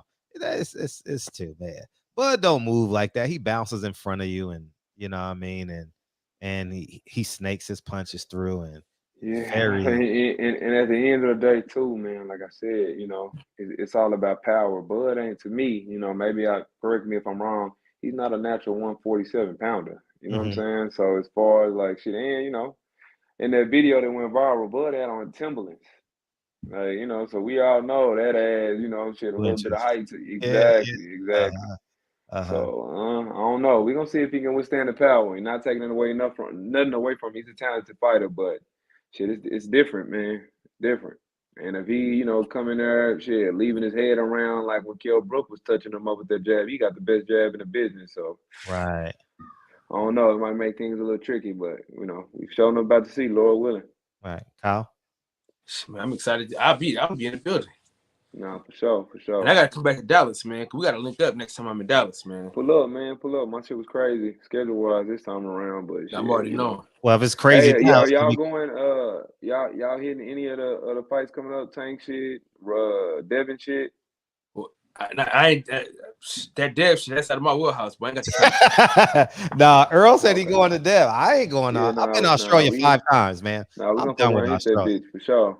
Australia Devin kind of like doing the same shit, going across the pond, and yeah, you know, people can say what they want to say about you know, what he gonna do and what he can't do and all that shit. But when a nigga agree to all the terms that the previous man did, he was like, yes. Like, that shit, yeah, that shit different. That's that shit. He ain't tripping. Yeah. He know it's an opportunity at hand. He trying to seize that shit. I was like, okay, okay. I think. Are you gonna get the Charlo fight? Yeah, for sure. You know we're gonna support Jamel. That's bro. Oh, if y'all catch a late flight, come to the screening on the 15th. All right, now I bet he been saying for the longest this shit. When we touch Cali, you know we got to tap in. Oh yeah, I know that. But I'll send the car for y'all. Pull up on you.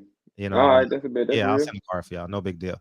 But it's how you think Jamel Charlo finishes that fight? UD or knockout? How do you see that fight? Man, shit, with the last fight.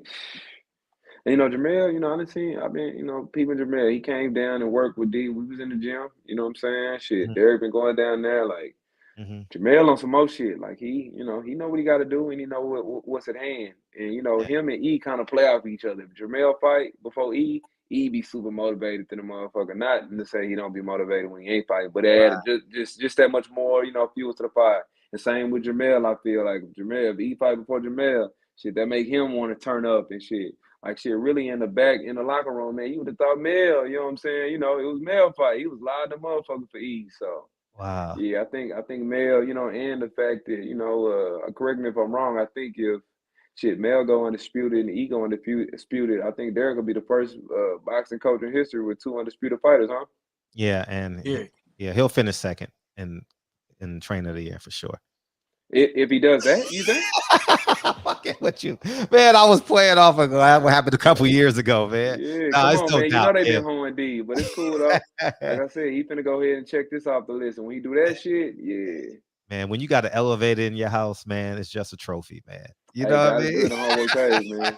But shout out to Trill Boxing Talk. Trill Boxing Talk gave him trainer of the year. And that's the one that mattered though. You know what I'm saying? Yeah, that's extraordinary. That Trill Boxing Talk gave him Trainer of the Year, and I thought Black and 78 did an awesome job at promoting that. Got you. Oh yeah. Nah, say that one more time, Fred. Oh, Trill Boxing Talk gave Derek James Trainer of the Year. Oh, he should have. Shit, Derek, like I said, Derek really be in the trenches. Yeah, he's Okay. What music? Hey, no, before I go there, what's in Derek James' backpack? Derek James backpack. A lot of different shit, man. Derek is a big person on Essentials. Shit, really, baby. Till I cash her. I don't got change. I'll cash up. Yeah, he keep a lot of essentials. Because I'll be like, what's in Derek James' backpack, man? Right. I'm like, if he bring that backpack to the ring, he ain't losing, you know? Nah, Derek ain't playing, man. Derek is not playing. He's a little bit more vocal now too, man. Right. You know that. Nah, he definitely doing his thing. That comment around about Sean Porter's making his rounds, man. Right. You know, he said, man, I'll make the show about Sean. Nah, Fuck you good, but, you good. But yeah, but so what do you beat Earl Spence at? Okay. That you said what? You got 2 minutes, man. Y'all busy, man. Yeah, you good. I got people pulling up on me, asking me for shirts still and shit. I'm like, man, so let me go ahead and square this up. What was the last one, Fred? Before I get up out of here? What do you beat Earl Spence at consistently? Man, basketball. Like I'm a real life dog. Like he can fuck with me, and that and ping pong and bowling. Basketball, ping pong, and bowling. He ain't fucking with it. Oh, you play ping pong? Yeah, hell yeah, I'm a dog. Oh, you got to come What's to up? the crib then. Oh, you got to come to the crib. I'm finna come outside. Hold on one second. Your ass. You said yeah, what? You got to come to the crib. You got to come to the crib. Yeah, nah, for sure. Shit, let me know. Yeah. One more question before you get out of here, man. All right, what's up? Frank Martin. Yeah. Do you know when his fight date is? Nah, no idea yet, but it'll be soon though. Be on the lookout for him, man. He about to clean some shit out. For sure. I'm looking forward to that motherfucker. Yeah. Man. Tell Earl we said what's up. Tell him to slide through for the end of the year. And we'll do, man. Like I said, appreciate the support. Appreciate everybody in the chat. You know what I'm saying? Riding and rocking with his dog and shit. We're gonna keep shutting motherfuckers up, especially the ones in Dallas. Keep shutting them up. Make them hoodies. I got you, Kyle. I got you. But let me. I know you gotta get there. Appreciate you, big homie. Man. Appreciate y'all. I love, man. Love. Yeah. Hey, man, that was a pleasant surprise. Yeah, that was a pleasant surprise. Hey, Patricia. Hey, Patricia. Yeah, that's how you gotta be able to code switch. You know what I mean? Rah. Hey, beautiful. How you doing? Good. Yeah, it's great to see you. Hey, I be doing shit at work all the time, and we talk about some filthy shit. Then the old lady will walk through. Hey, how's it going? Yeah, because the funny thing. Shout out Dre's the finest. Because Derek James reminded me of me when I was a school teacher. I wore a backpack when I was a school teacher. So because I'm fresh out of college, man, ain't no different than me, except I got a degree now, and they think I can teach these kids, but I couldn't. But I wore a backpack, and I'm just curious, like what's in the backpack, What was in yours? Homework and stuff I took home, and if I want to bring stuff from home, because a backpack allows you not to forget the things that you need to take to work. You know what I mean? Because if you just depending on your hands, it's gonna be your car keys, your cell phone. You're gonna be like, oh shit, I forgot it. You know what I mean? Because you're not going back. I lived in an apartment at that time, so I lived upstairs. You're not going back downstairs when you're parking on the street. You know what I mean? Or to fill up your car. So. But I'm on with these phone lines, and you guys feel free to. Come here, Kylie. Come here. Okay. And in the meantime, between time, I got this trailer locked in. Kyle, when's the last time you seen this trailer? Oh, this morning. Hi, Fred.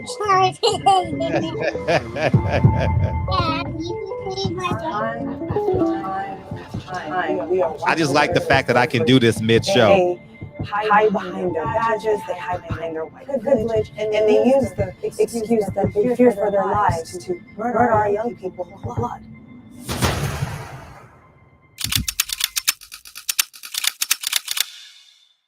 It's done.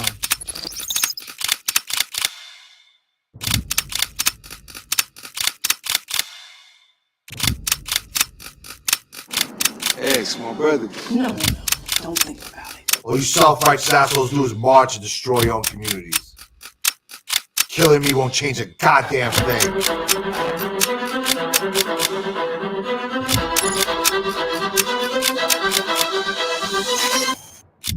It's a lot different when it's a grown black man standing around.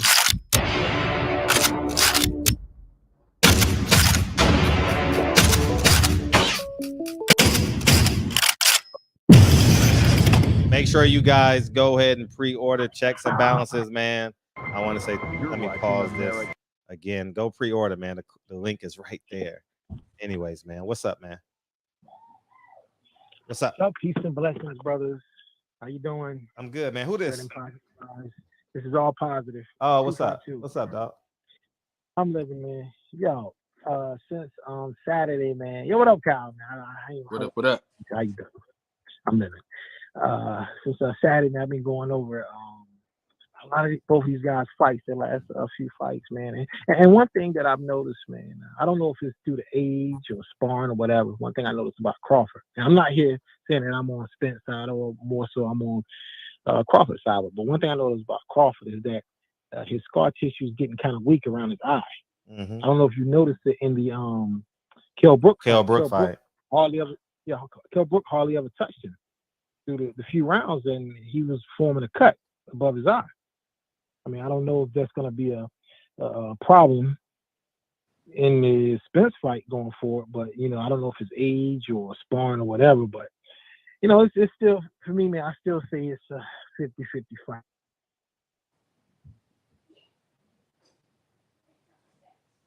Is Spence going to let Crawford fight on the outside more, or is Crawford going to let Spence stay on the inside, which I don't think he can stop him from getting on the inside, but, you know, all about what he does when he get there. But, you know, that's where I see it, man. I mean, you know, people may see it a little different, but, you know, I don't really right here, but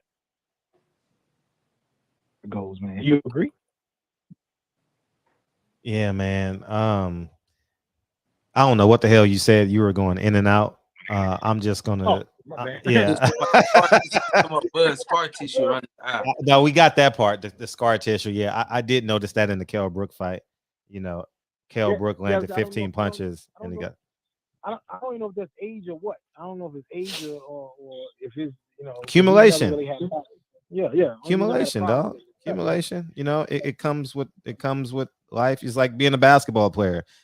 Your knees go. You know, being a tennis player, your elbows go. Being a boxer, scar tissue around the eye. Let's say Crawford loses. What do you think is next for him if he loses? Well, if he loses, he hopefully has a rematch clause. Okay. Well, what if he loses to the point he doesn't want to take the rematch clause? Nah, it's financially it's financially benefited to him that he takes the rematch. He has to. Okay, I understand, but you know, do you think Ugas would take a rematch? Hell yeah, Ugas would take a rematch. Are you kidding me?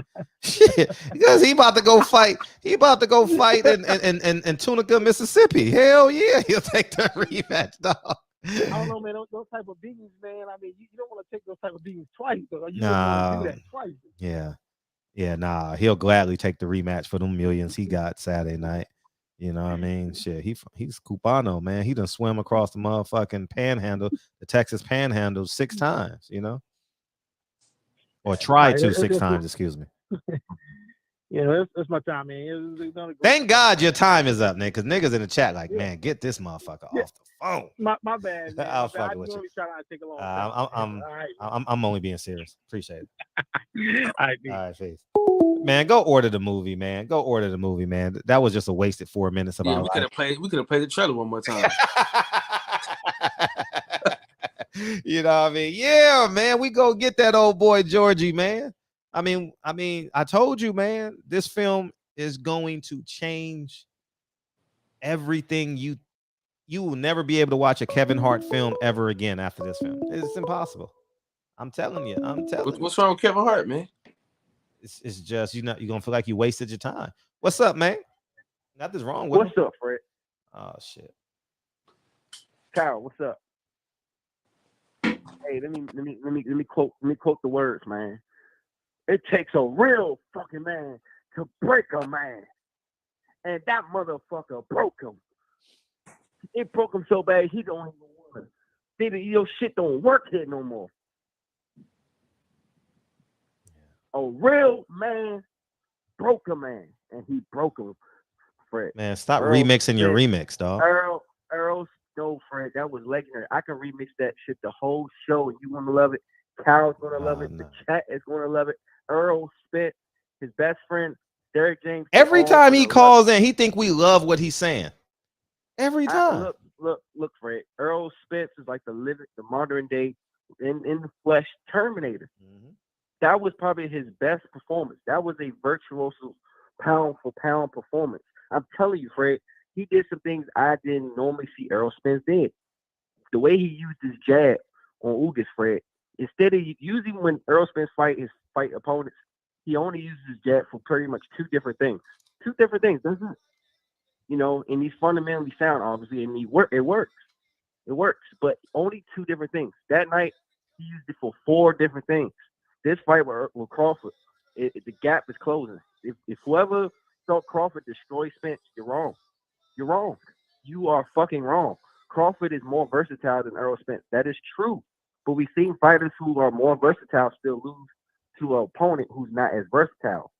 We've seen it because it's the little subtle things that matter. Errol Spence has the most subtle game in boxing.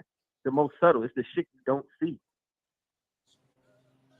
It's the shit you don't see. I'm telling you. When I'm gonna give you an example real quick, and I'm gonna get off so people can understand this shit. When he was on the inside of Ugas, he'll step in an angle where he can have full hip rotation to get off a right hand and step in onto his left.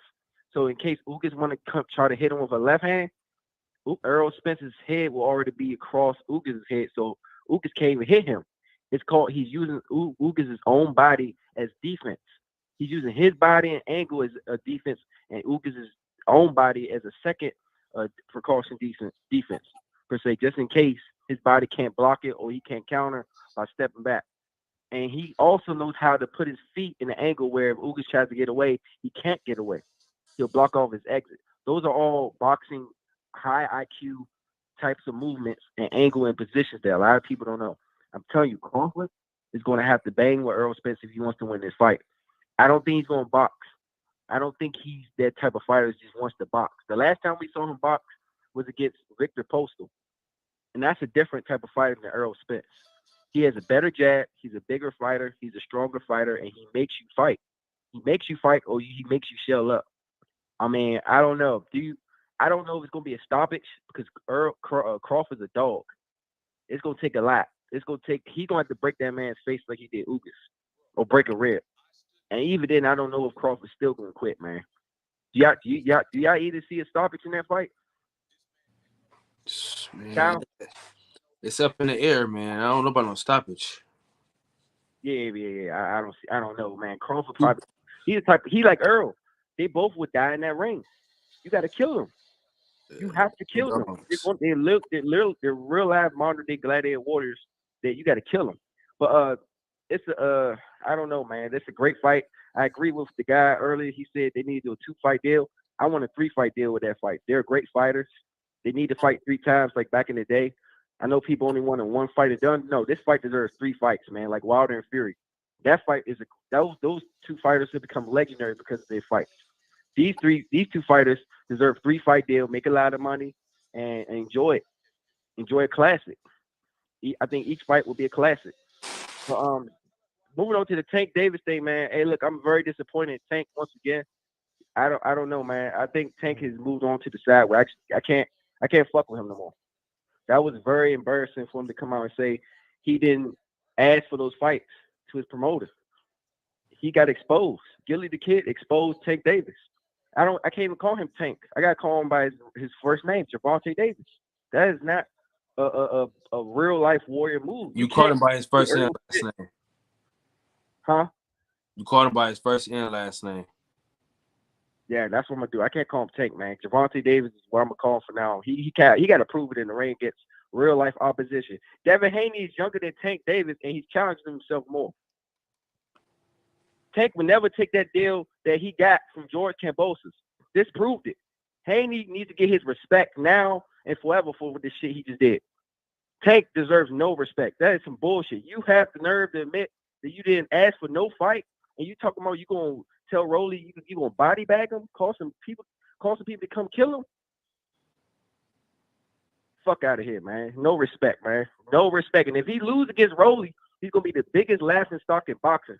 I'm calling it right now. If he loses or even get dropped, he's gonna be the biggest laughing stock in boxing. That's my call, Fred. Shout out to Errol Spence, man. Shout out to him. And I got that new. I'm getting that new shirt. Yeah, that shirt is fire. I need the hoodie. What the fuck? Another mass shooting in Pittsburgh? Tino the Great. It's strap season. Salute to the big fish, aka Thanos Spence Jr. You know what happened to Bud these days? It gets smoked. I like that. Oh man, what's up? What up, fellas? Man, we out here having a good time. Cut the shit, Kyle. He finally got his shit together, Fred. Yeah, he's still, yeah, we working. You take your son off punishment? No, man. I'm ready to murder this man. I already know. I know. I saw it. I saw it that night. Hey, when Dog called, man, and the mood just dropped, I look at Kyle all over here. He ain't shit over there to fuck with. Fred like, damn, let me see what's going on. Niggas just get to rambling. Like, God, man, the mood changed. But hey, man, shout out to Earl Peoples that was just on here. Shout out to Earl for doing this motherfucking thing. Kyle, I'm looking at y'all. Oh shit, I see y'all down there last night. I'm like, man, them niggas getting it in. I should have been there, baby. I should have been. Dude, that shit, it was fucking lit, man. It was crazy. Hey, what does Cinto say? All this hamburger meat running around. I'm moving down. I got my papers. I say, okay, I already know. Man, I can't lie to you, bro. I did a creep video on my story where I let everybody see the ass behind me and shit. I couldn't take that. I couldn't be the only nigga that saw that. I'm like, man, y'all got to see this shit here.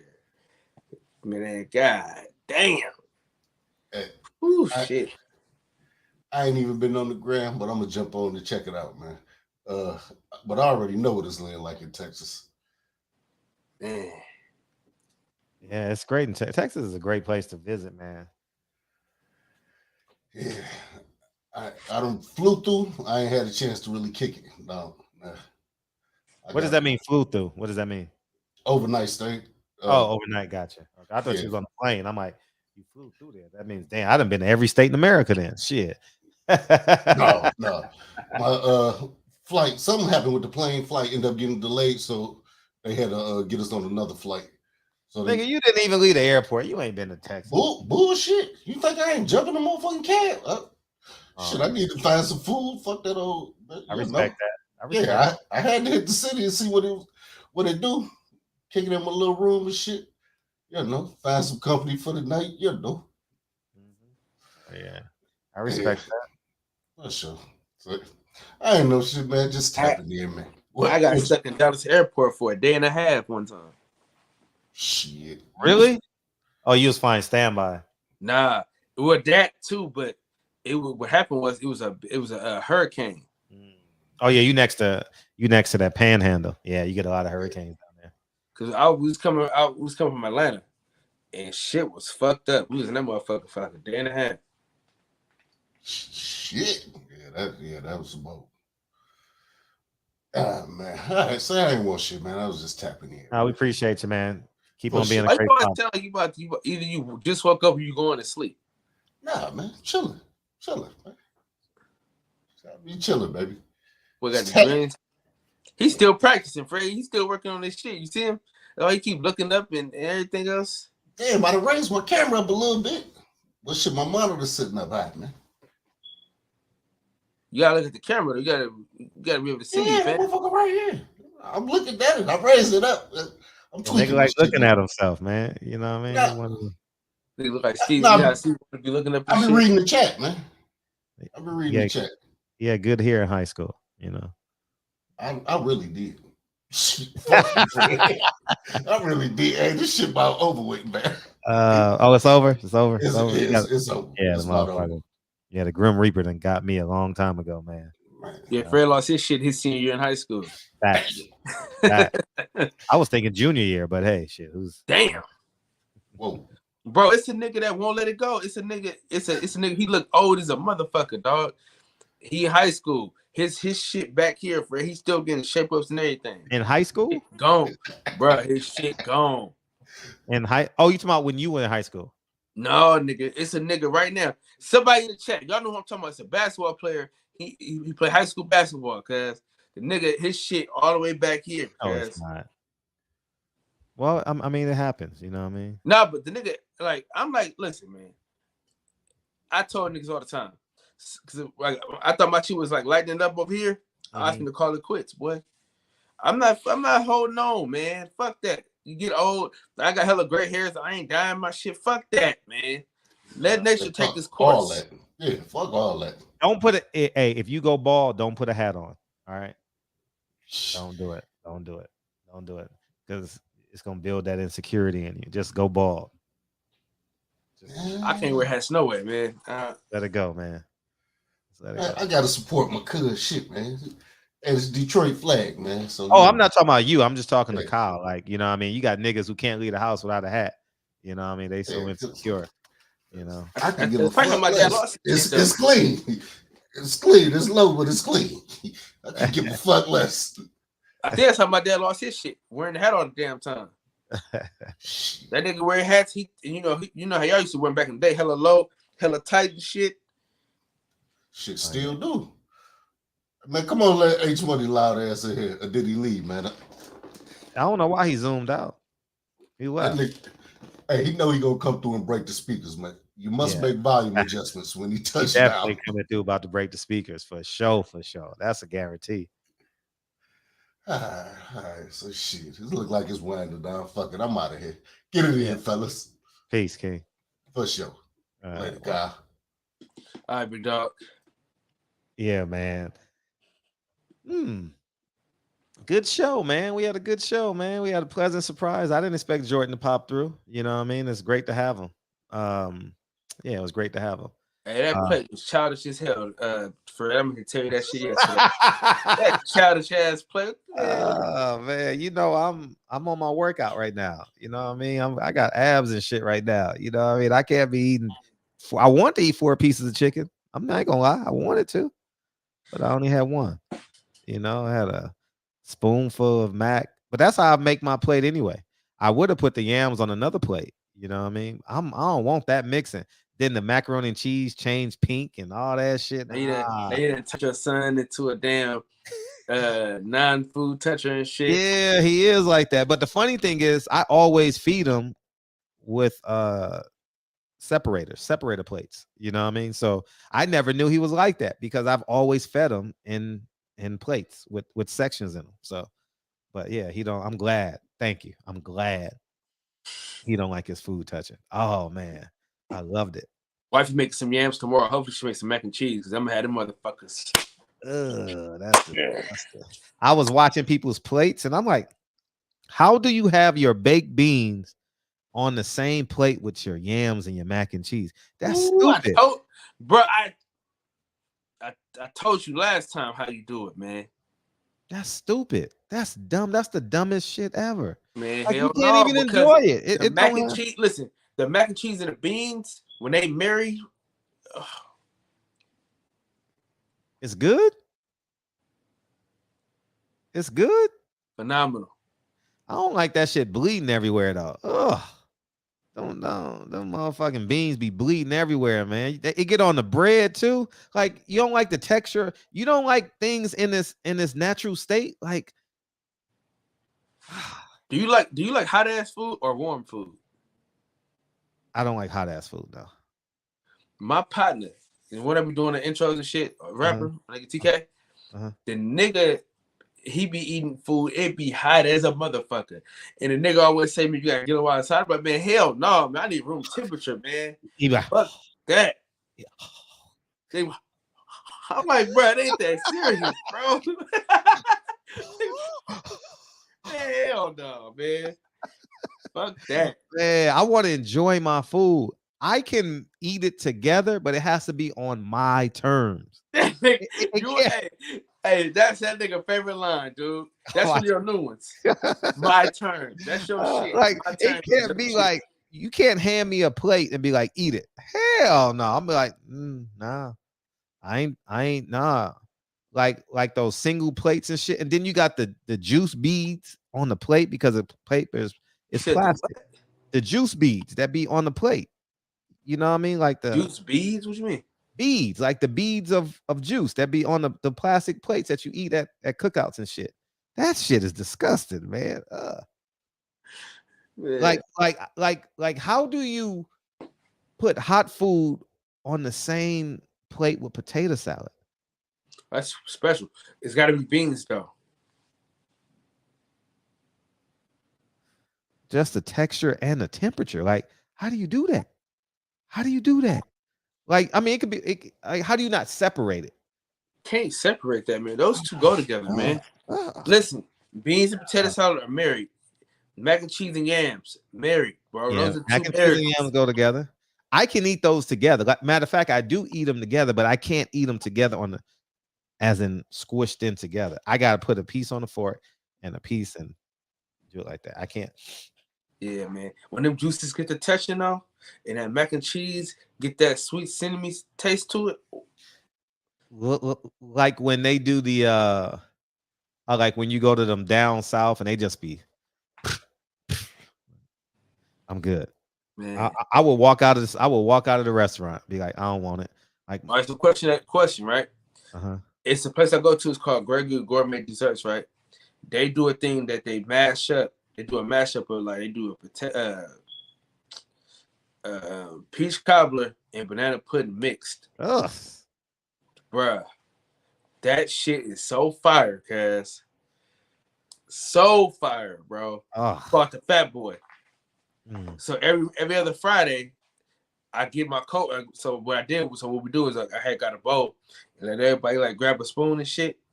Cause you know I like when they be talking shit. Oh man, I don't like that. Then when they eat oh shit, this shit different. That's diabetes. That's what that is. Man, that's how I gained all this weight back, man. I gotta get back on the grind, man. Oh, you gained weight?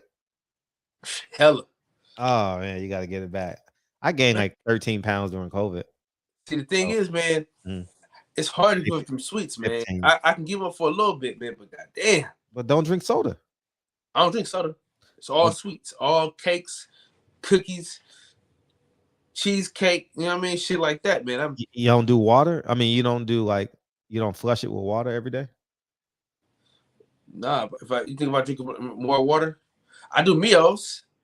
What's me? Oh, nah, that's the sugar water. You gotta do you gotta put your body in a deficit. Like my body's in a deficit right now.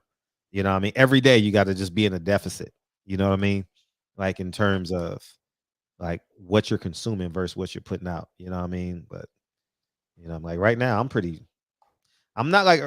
not Errol Spence, but I'm like a that motherfucker had a 10-pack, dog. Yeah, that was insane. That was insane. That was dumb. The nigga had 10, bro. That was dumb. He was in extreme shape, dog. I mean, sheesh. That was crazy. I've only had 6 my whole. I ain't never had 8. No, yeah. I had a cool 6 for you. Yeah, you gotta. You just gotta eat healthier too. Because if you know your weaknesses is sugars and cakes, don't eat fried chicken. That's a good thing about my wife. When she meal prep, I can make it through the week. I'll be consistent. But then, you know, I be overdoing it, man. I get to. That's my drug. I'm gonna say that. You know how that's my drug of choice. Sure, mine as well. I don't drink, smoke, or nothing like that. But you throw some sweets in my face, and I'm tearing that shit up, dog. I'm with you on that. I'm definitely with you on that. I'm the same way. That's why I had to control my eating yesterday. I knew that plate looked fucked. That looked like a little kid's plate. I know. But man, my partner was like, man, what kind of little What kind of kitty plate is that? It is a kitty plate because I was like, I am not eating all these calories. You know what I mean? I'm Stop not. it, boy. I couldn't do it, so I put myself. You know what I mean? And so Champion Heart. Kyle got my car smelling like cheeseburgers. Where'd y'all go? Whataburger? Yeah, we had to. Yeah, Whataburger. Turn this down, man. You going? He was a great. Say hi. Say hi. Wait. Champion Heart. We got Champion Heart tomorrow night, guys. Cooking with the champ. Great host. Oh Champion man, Heart. great. Big boy. I'm gonna see you in a minute. Bye. You wanna sit there, huh? No, not okay. Go, boy. I'll be in a minute. Go. Yeah, I'm a big hamburger guy too myself. I I haven't ain't had a gonna lie. hamburger in over a month. And I had the bacon on there too. You know, I ain't you know. I had to do the works. I ain't gonna lie, man. They got In-N-Out Burger, bro. I didn't think they was gonna get In-N-Out Burger, but they got it. It's better than In-N-Out Burger. Say hi. Say hi. In-N-Out Burgers. In-N-Out Burger is cheap meat. I haven't had In-N-Out Burger in a year. It's just the meat is just too cheap. I don't like it. You know, I like the fries. You know, even the steak. It's not made with real ice cream. It's made with like syrup. You know what I mean? So I just go to Jack in the Box, get an Oreo cookie shake. You know, I don't even play it. I don't even want to make that. I don't like the syrup. I don't like I don't like the syrup milkshakes. I like the real ice cream milkshakes, you know. And In-N-Out, not In-N-Out, but Fat Burger. I like Fat Burgers burgers, you know.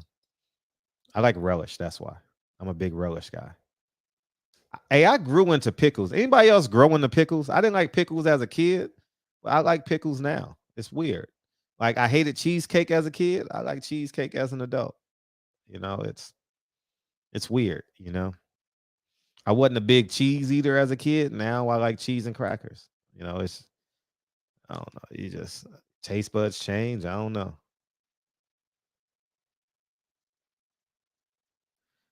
In-N-Out use them orange Bach burgers, Flanders, cheap ass burger. Man, them burger patties, man, that shit nasty, man.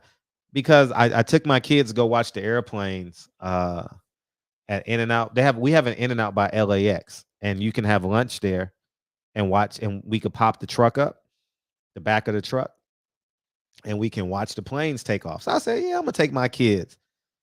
Man, I had an In-N-Out burger, and it don't taste the same like when I was in college. Just don't. I need my burgers hand packed. You know what I mean? So I would say Whataburger is better. I remember shout out to everybody that took me to Whataburger. Actually, I went to Whataburger with Black Fight Fan. You know what I mean? My $2 holla. Fred thought I forgot. You dig? Nah, I didn't forget, man. I appreciate you, big homie. Yeah, man. You at work grinding right now, huh? Right.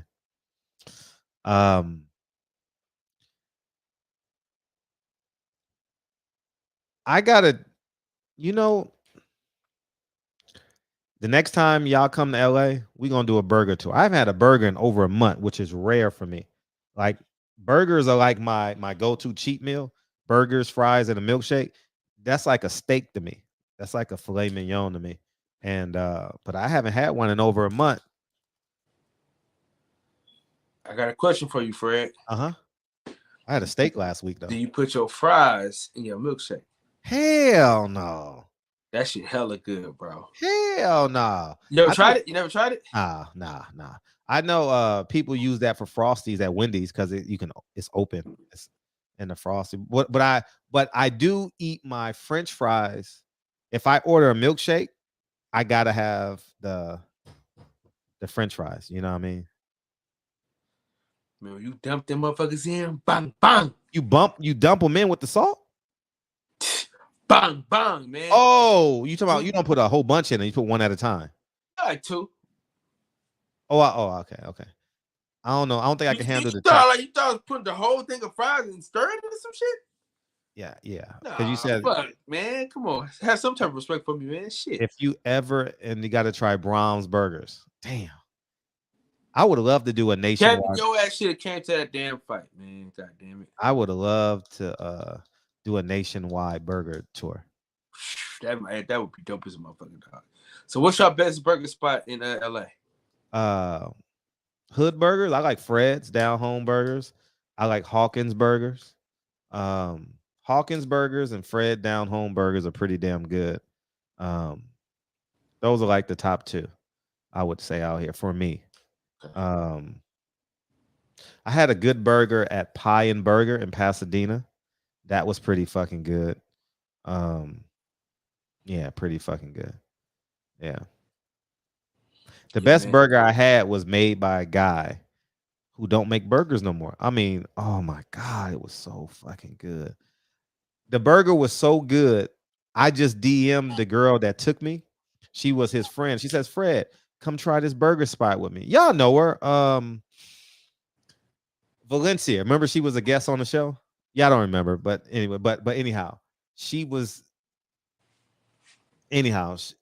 her cousin or her best friend, they had a pop-up burger spot. She took me. Oh my God. I just hit her DM last month. When is that guy doing burgers again? Oh, I'm there. Well, we got a spot called Cecil's Burgers right up the street from the crib. Hella fucking good, bro. Cecil's? Hella fucking good, bro. Yeah. I'm gonna give me a burger. Fuck, man. I'm gonna give me a burger tomorrow, man. Fuck this, Fred. We eating burgers on the show tomorrow, man. Burgers on the show? Hell yeah. That's what we eating tomorrow, man. We eating burgers, man. You know, I'm gonna do a you know what? I'll start doing that, you know, with my because I got my iPhone with me. You know what I mean? I might as well. Yeah. We got good burgers out here in LA. We got good burgers. Yeah, LA is hella fucking big too, so you can go to 10 different places and get 10 different fucking. Mm-hmm. Yeah, it's so vast. LA is, you know what I do want to try. I was thinking about going tonight. Bean pie? No, hell no. I ain't buying no fucking bean pie. If I do buy a bean pie, it gotta be from Albertsons or some shit. I'm not supporting them. But anyways, I don't mean it like that. I would support them. Like, nah, I wouldn't. But anyways, they got the cheddar and sour cream. They got the hot cheddar and sour cream now. Have you tried that? What is that? The hot cheddar and sour cream and cheddar. The hot one, the Ruffles. Has anybody tried the hot ones? I saw the commercial. I'm not really a Ruffle guy. You a Lay's kind of guy? You know what, man? In my older age, man, I like the oven baked Lay's, man. Them shits are so good to me. They dry to me. They dry. Man, that was like during COVID. That was my shit. Cheddar sour cream chips. Would get the. Oh, my neighbor's pulling in. I would get the big bag from Costco. Be gone in 3 days. Man, you can't. Me and cheddar sour cream, I would literally dump the whole shit in the trash. Like, nah, I can't do it. They can't stay in the house no more than 2 days, 3 days for sure. I mean, they that fucking good to me. But has anyone tried the hot cheddar sour cream? But I don't want to go to 7-Eleven this late, so I was gonna wait till tomorrow. You know, but I really, really want that burger. I mean that Albertsons do have good fried chicken. Albertsons do, and it'd be for the Lolo because we have an Albertsons in my neighborhood, and that's my go-to when I got, you got 3 or 4 family members or friends coming over. That's my go-to. Run the Albertsons real quick, pick up 12 pieces of chicken with the potato salad. Not really, but I do get the Hawaiian rolls. You can't have chicken without them niggas with the Hawaiian rolls. Right. Niggas get mad you ain't got no Hawaiian rolls with no chicken at home. So. Man, listen, Hawaiian rolls so good you forget to cook them shits. Right. I used to put them in the oven when I was younger, but not anymore. You just eat them like as they is now. 7-Eleven deliver in Dallas. They probably deliver out here too. Yeah, dude, get a DoorDash, man. Get them damn chips, man. Nah, I'll get them tomorrow because I saw the commercial and I was like, I'm gonna go try these chips. You know, but I can't go to 7-Eleven. It's like one of my rules. Don't go to 7-Eleven at night, you know. Like if you don't have to, if you need to, you know, but I don't need to. So stay away from the motherfuckers. You know, them stores that be open 24 hours, man. Them shit. You never know what be going through them motherfuckers. Damn, this shit was fucking crazy, man. What's that? This fucking weekend, man, was I know you had a good time. I know you had a good time. Man. You I know was stalking your stories. Huh? I was stalking your stories. Man, dude, we had hella fun, man. Mm-hmm. And it's crazy, man. YouTube did this shit, man. Yeah, right. And you know, I'm gonna have so much free space in July. My world is gonna open up in July. And I just got too many coals in the fire right now, guys. I'll tell y'all in a couple weeks, but sheesh.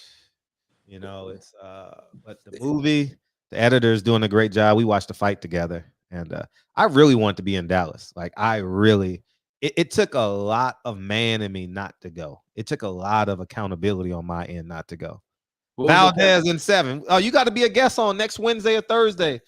Boxio, whatever you want, whatever day you want, just DM me, whatever day you want. I think the closer you fight, the better. What was the accountability that you had to have? I got people working, you know what I mean? I got a whole crew over there. I got a whole crew working on the movie. I got 2 real crews literally working full time right now, you know what I mean? And they're working on my goals, you know, so and things that I believe in. Not that they work for me, they have their own businesses, but I just want to be accountable to that, you know. So you just had some with my lunch. Hey, how are they, Damon? Damon, are they good? I'm gonna go to the supermarket then. If they that good, I'm gonna go to the supermarket and pick some up. Are they that good? Because I'm not going to 7-Eleven. I'm gonna go to the supermarket. Because I can go to Damon. Are they that good? Are you gonna make me get my? I already took a shower though. I can't go. I'm not taking another shower. Fuck it. Nah, I ain't going. Damn. If I hadn't taken a shower yet, I would go. I can't leave the house because then your mind play tricks on you. You know what I mean? Like, damn, do I take another shower? Shit, do I get in the bed? Do I take another shower? I'm just not even gonna play with my. They good? Oh. They good?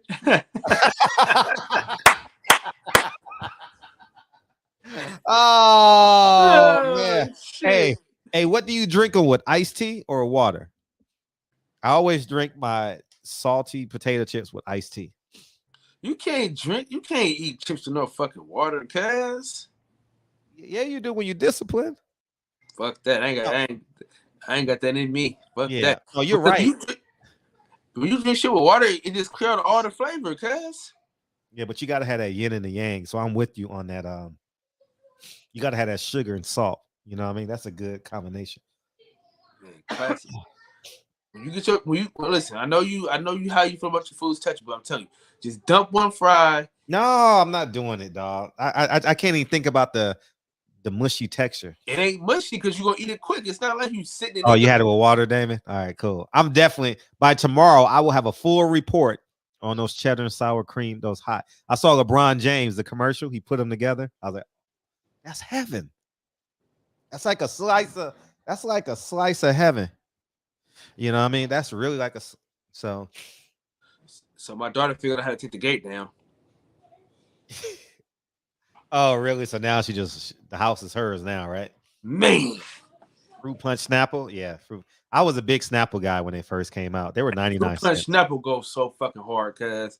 No, you know what goes hard? The Grape Aid. What? The Grape Aid. Hey, what's that 99-cent iced tea in a tall can? What's it called? Arizona? Yeah. Grape Aid. Grape Aid. Yeah. And then the grape, the strong grape one. Cran grape is the best shit ever. Yeah, cran grape is good. No, but you know what's better than that? The grape Gatorade. Grape Fierce. Oh. What's up with you all this grape shit, man? I just was a grape guy. But the Grape Fierce is amazing.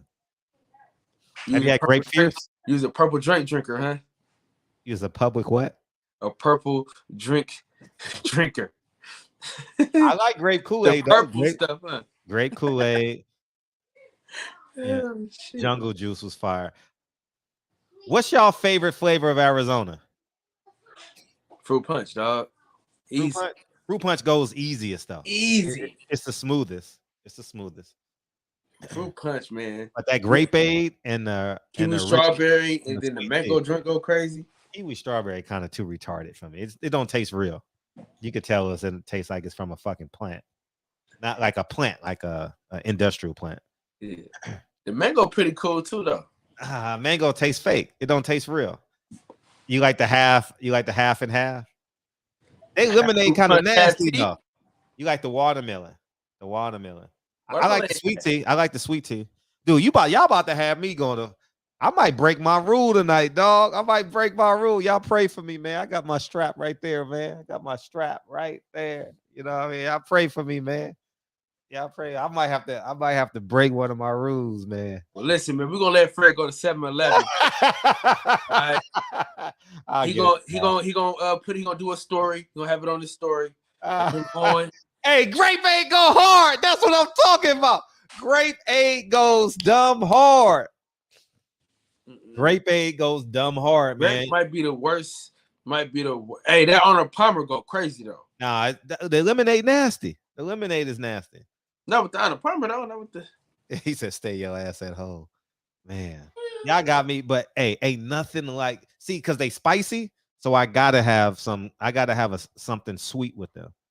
So raspberry, you like the Arizona raspberry ice? I used to like that, but now it's kind of too retarded for me. It don't grill me. It's too tangy for me now. Arnold Palmer half and I don't like they lemonade. Yeah, don't run into DB. Nah, DB my brother, man. We just disagree on that shit. Nah, DB my dude. Ain't no hard feelings with us. You know, I believe what I believe.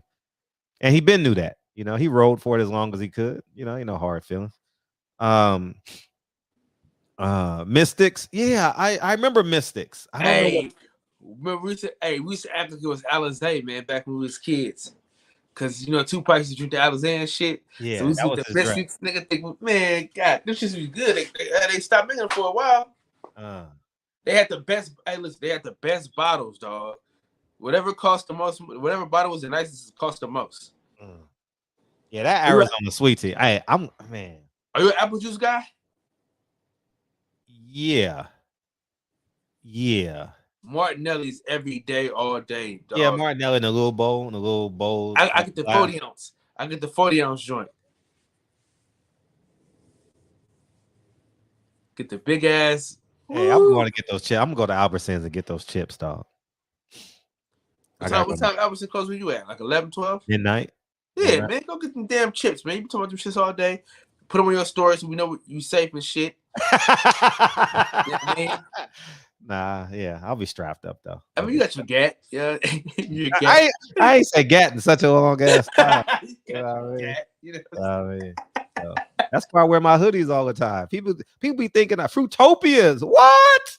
Fruitopia was overrated. It was overrated, but still, you know what I mean? That's why I wear hoodies all the time. You know what I mean? Hey, if you put it in the can Fruitopia was hella good though, cuz. Man, can Hawaiian Punch goes crazy too. Dude, I gotta have them, man. I'm going to Albertsons, dog. Listen, we won't let Fred get out of here, man. Yeah, I appreciate y'all. Hey, thank you to Team Spence, Jordan, Isom for coming in here, man. Salute to your family, Jordan. Salute to Errol, man. Great performance, dog. I appreciate Champion Heart, DJ. I'm gonna miss somebody. I appreciate y'all. The boxing, just had the boxing section, man. I appreciate the boxing section. Y'all was amazing in Texas. I totally appreciated all the pictures I saw on your platform and everybody else's. You got to see Black Fight Fan, yeah, CC. And CC, yeah. And also Joseph Townsend. Oh, really? He's a cool brother. Cool cat, man. He from San Jose. We're finna link up in a couple days. Yeah, I've never met him, but I've seen him donate a lot, and and they speak big high. Ass dude that's behind me. That was Joseph Townsend. Oh, really? Yeah. Yeah. He comes off as a very genuine guy. It's crazy because people think they can talk crazy, right? But then when you walk up to these niggas big as shit. These niggas big as a mother, bro. Black Fight Fan is big as a motherfucker. Yeah, dog. Black Fight Fan is a big brother, and he and I have been disagreeing on on a lot of shit. Right, but yeah, he's a big bro. I like him. I like Black. He's a smart man, very intelligent man, very big as intelligent. hell. DJ big as hell.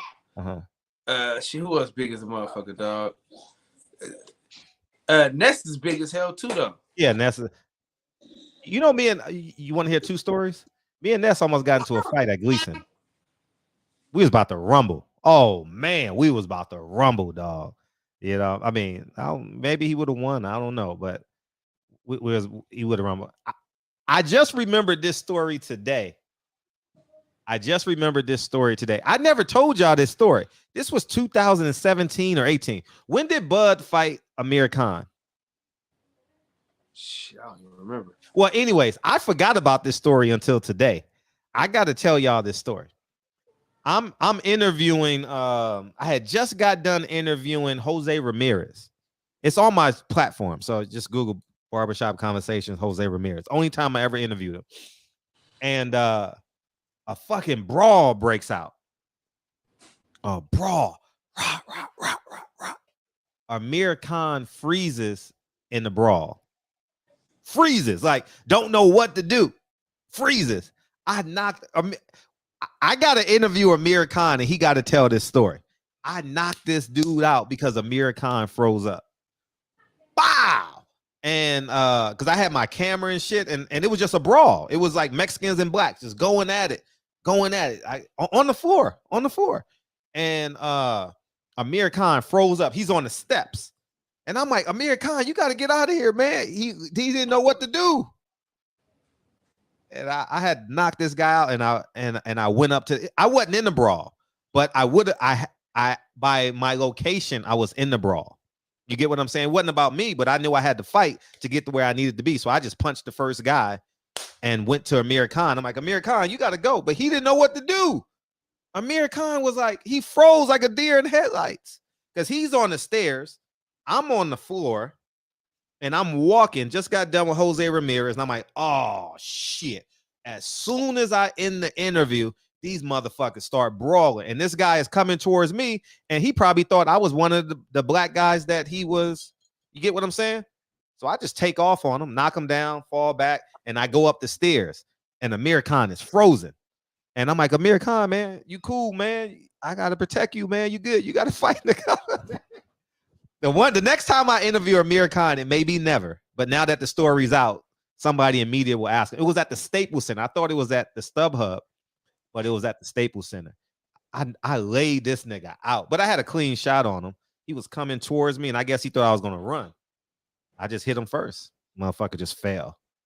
And I ain't gonna lie, nigga. Them Mexicans at them fights be on one.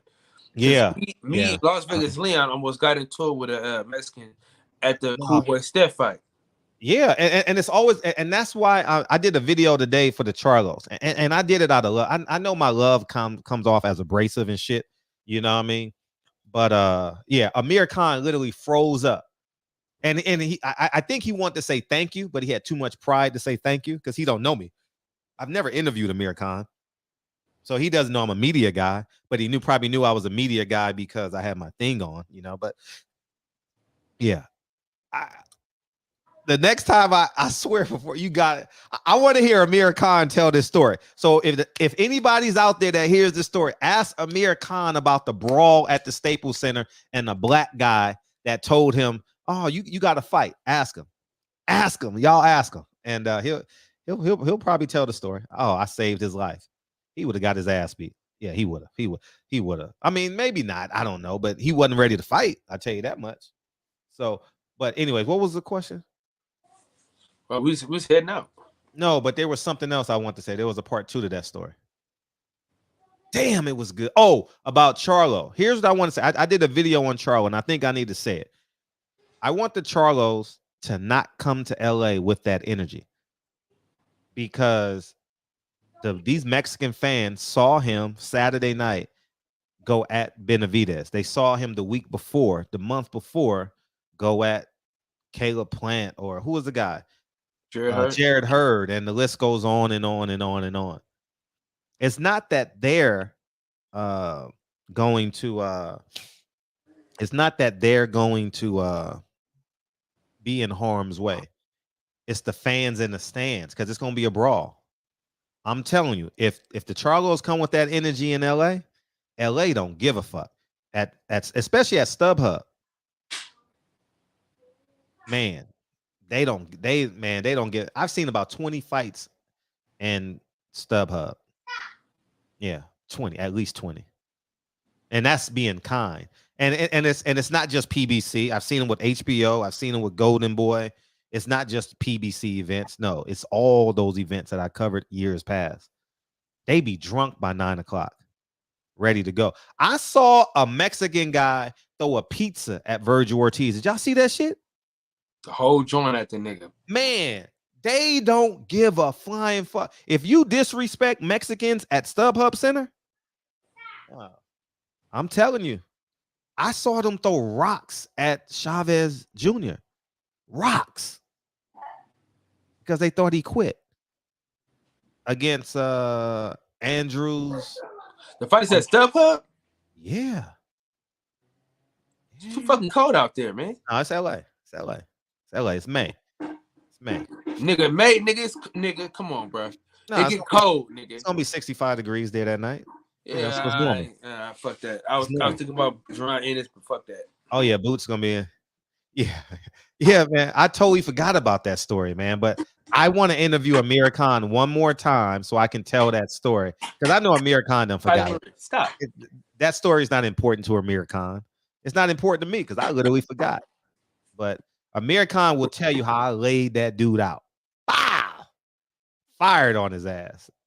And Amir Khan was like this. Swear before God. I wouldn't lie because then Amir Khan's gonna call me a liar. So I can't lie. Mm-hmm. Yeah, true story. True story. So and I think that's probably the only time I think I've been in a brawl. You know, me and Dante almost got into a few fights, but it kind of calmed itself down, you know. But that's what happens, man, when you cover these fights and because they watch your platforms and stuff, you know what I mean? And they kind of egg you on. They know who you are at the weigh-in. They kind of egg you on and shit. And I just ignore it, you know what I mean? Because you got that Leonard on it. And all my goal is always to get home. You know, that's my goal. The only reason why I hit that man because he was gonna hit me 100%. He was gonna come knock me out. And I just was first. But yeah, man. Yeah, man, we getting out of here, man. So I just wanted to say that. So if you know Jamel Charlo, tell them do it for the people that's in the stands. Don't come with that. Don't come with it. Be respectful. Your birthday is 5 days later. Malcolm X's birthday is 5 days later. We're gonna be celebrating for different reasons. They have the same birthday as Malcolm X, Charlo. So damn shame, man. Yeah, man. So but anyways, man, I appreciate you guys coming in here, man. Thank you guys. Fred, keep your foot in these suckers' necks. Mm-hmm. In the words of the great philosopher DB, Fredro. Yeah. Play the song, Fred. Yeah, man. Yeah, man. Yeah, man. Yeah, man. Yeah, man. Travel through that open door. Hey, somebody get a hold of Adrien Broner. I saw a video on Twitter. Sad. Very. Did you see that video? Sad. And Stephen Espinosa just gave him some props. I did, right? Stephen Espinosa said he's training and working hard. Say hi. Say bye. Hey, I'm going to get those chips, yo. Hey, hey, what's up, peoples? Hey, I say this sincerely. I'm really concerned about Adrien Broner. And lay down. I'll be right there. Oh man, I'm really concerned for Adrien Broner because the money's dwindling and the problems are so flagrant. You get what I'm saying? Well, I'm really concerned. Did you see his pants? They were all the way on his ass. No, he had the LL Cool J on one leg, and then the pants hanging down off his ass. Gotta holler at me tomorrow. You know what I mean? It's People Hernandez, man. Appreciate you. Champion Heart Birdman, young old head. I am J. Lou, Andrew Charles, Birdman, Struggle Boxing, Brother Cole, Rashawn, Mo. I know you hate me. It's cool though. Struggle Boxing, Brian G. Oh man, Texas Bird. Appreciate you, man. Brick Boy Jones, Roger. You got to phonetically tell me how to pronounce your name. Tell me tomorrow. And go click the link, man, and go order checks and balances, y'all. Go order checks and balances. Champion Heart, Kevin Brower. I want to interview Amir Khan. I want to know if he remembers that night. If he remembers that night and remember that night. Crazy night. Yeah, man. Good night, Canes. Canes hat, man. You lost all that money yesterday, man. You just make one bet. Make it Errol Spence bet. You know what I mean? Boy, he better for Ugas. Remember, he was doing that infighting. He said, "Fred, dip them chips in mayonnaise." What the fuck? All right, bro. We out.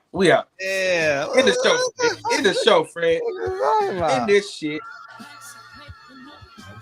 Oh. Ugh. Mayonnaise. Dude, I can't eat mayonnaise by itself. Nah, I can't do that. I need like 3 or 4. I can't even eat sandwiches with. Nah, I gotta have Who lettuce. Said that? I'm gonna block him. I'm blocking him. Who said that? That's Kevin Brower. Love y'all, man. Totally appreciate y'all, man. Hey, love y'all. Oh, I hit the wrong button. Appreciate y'all.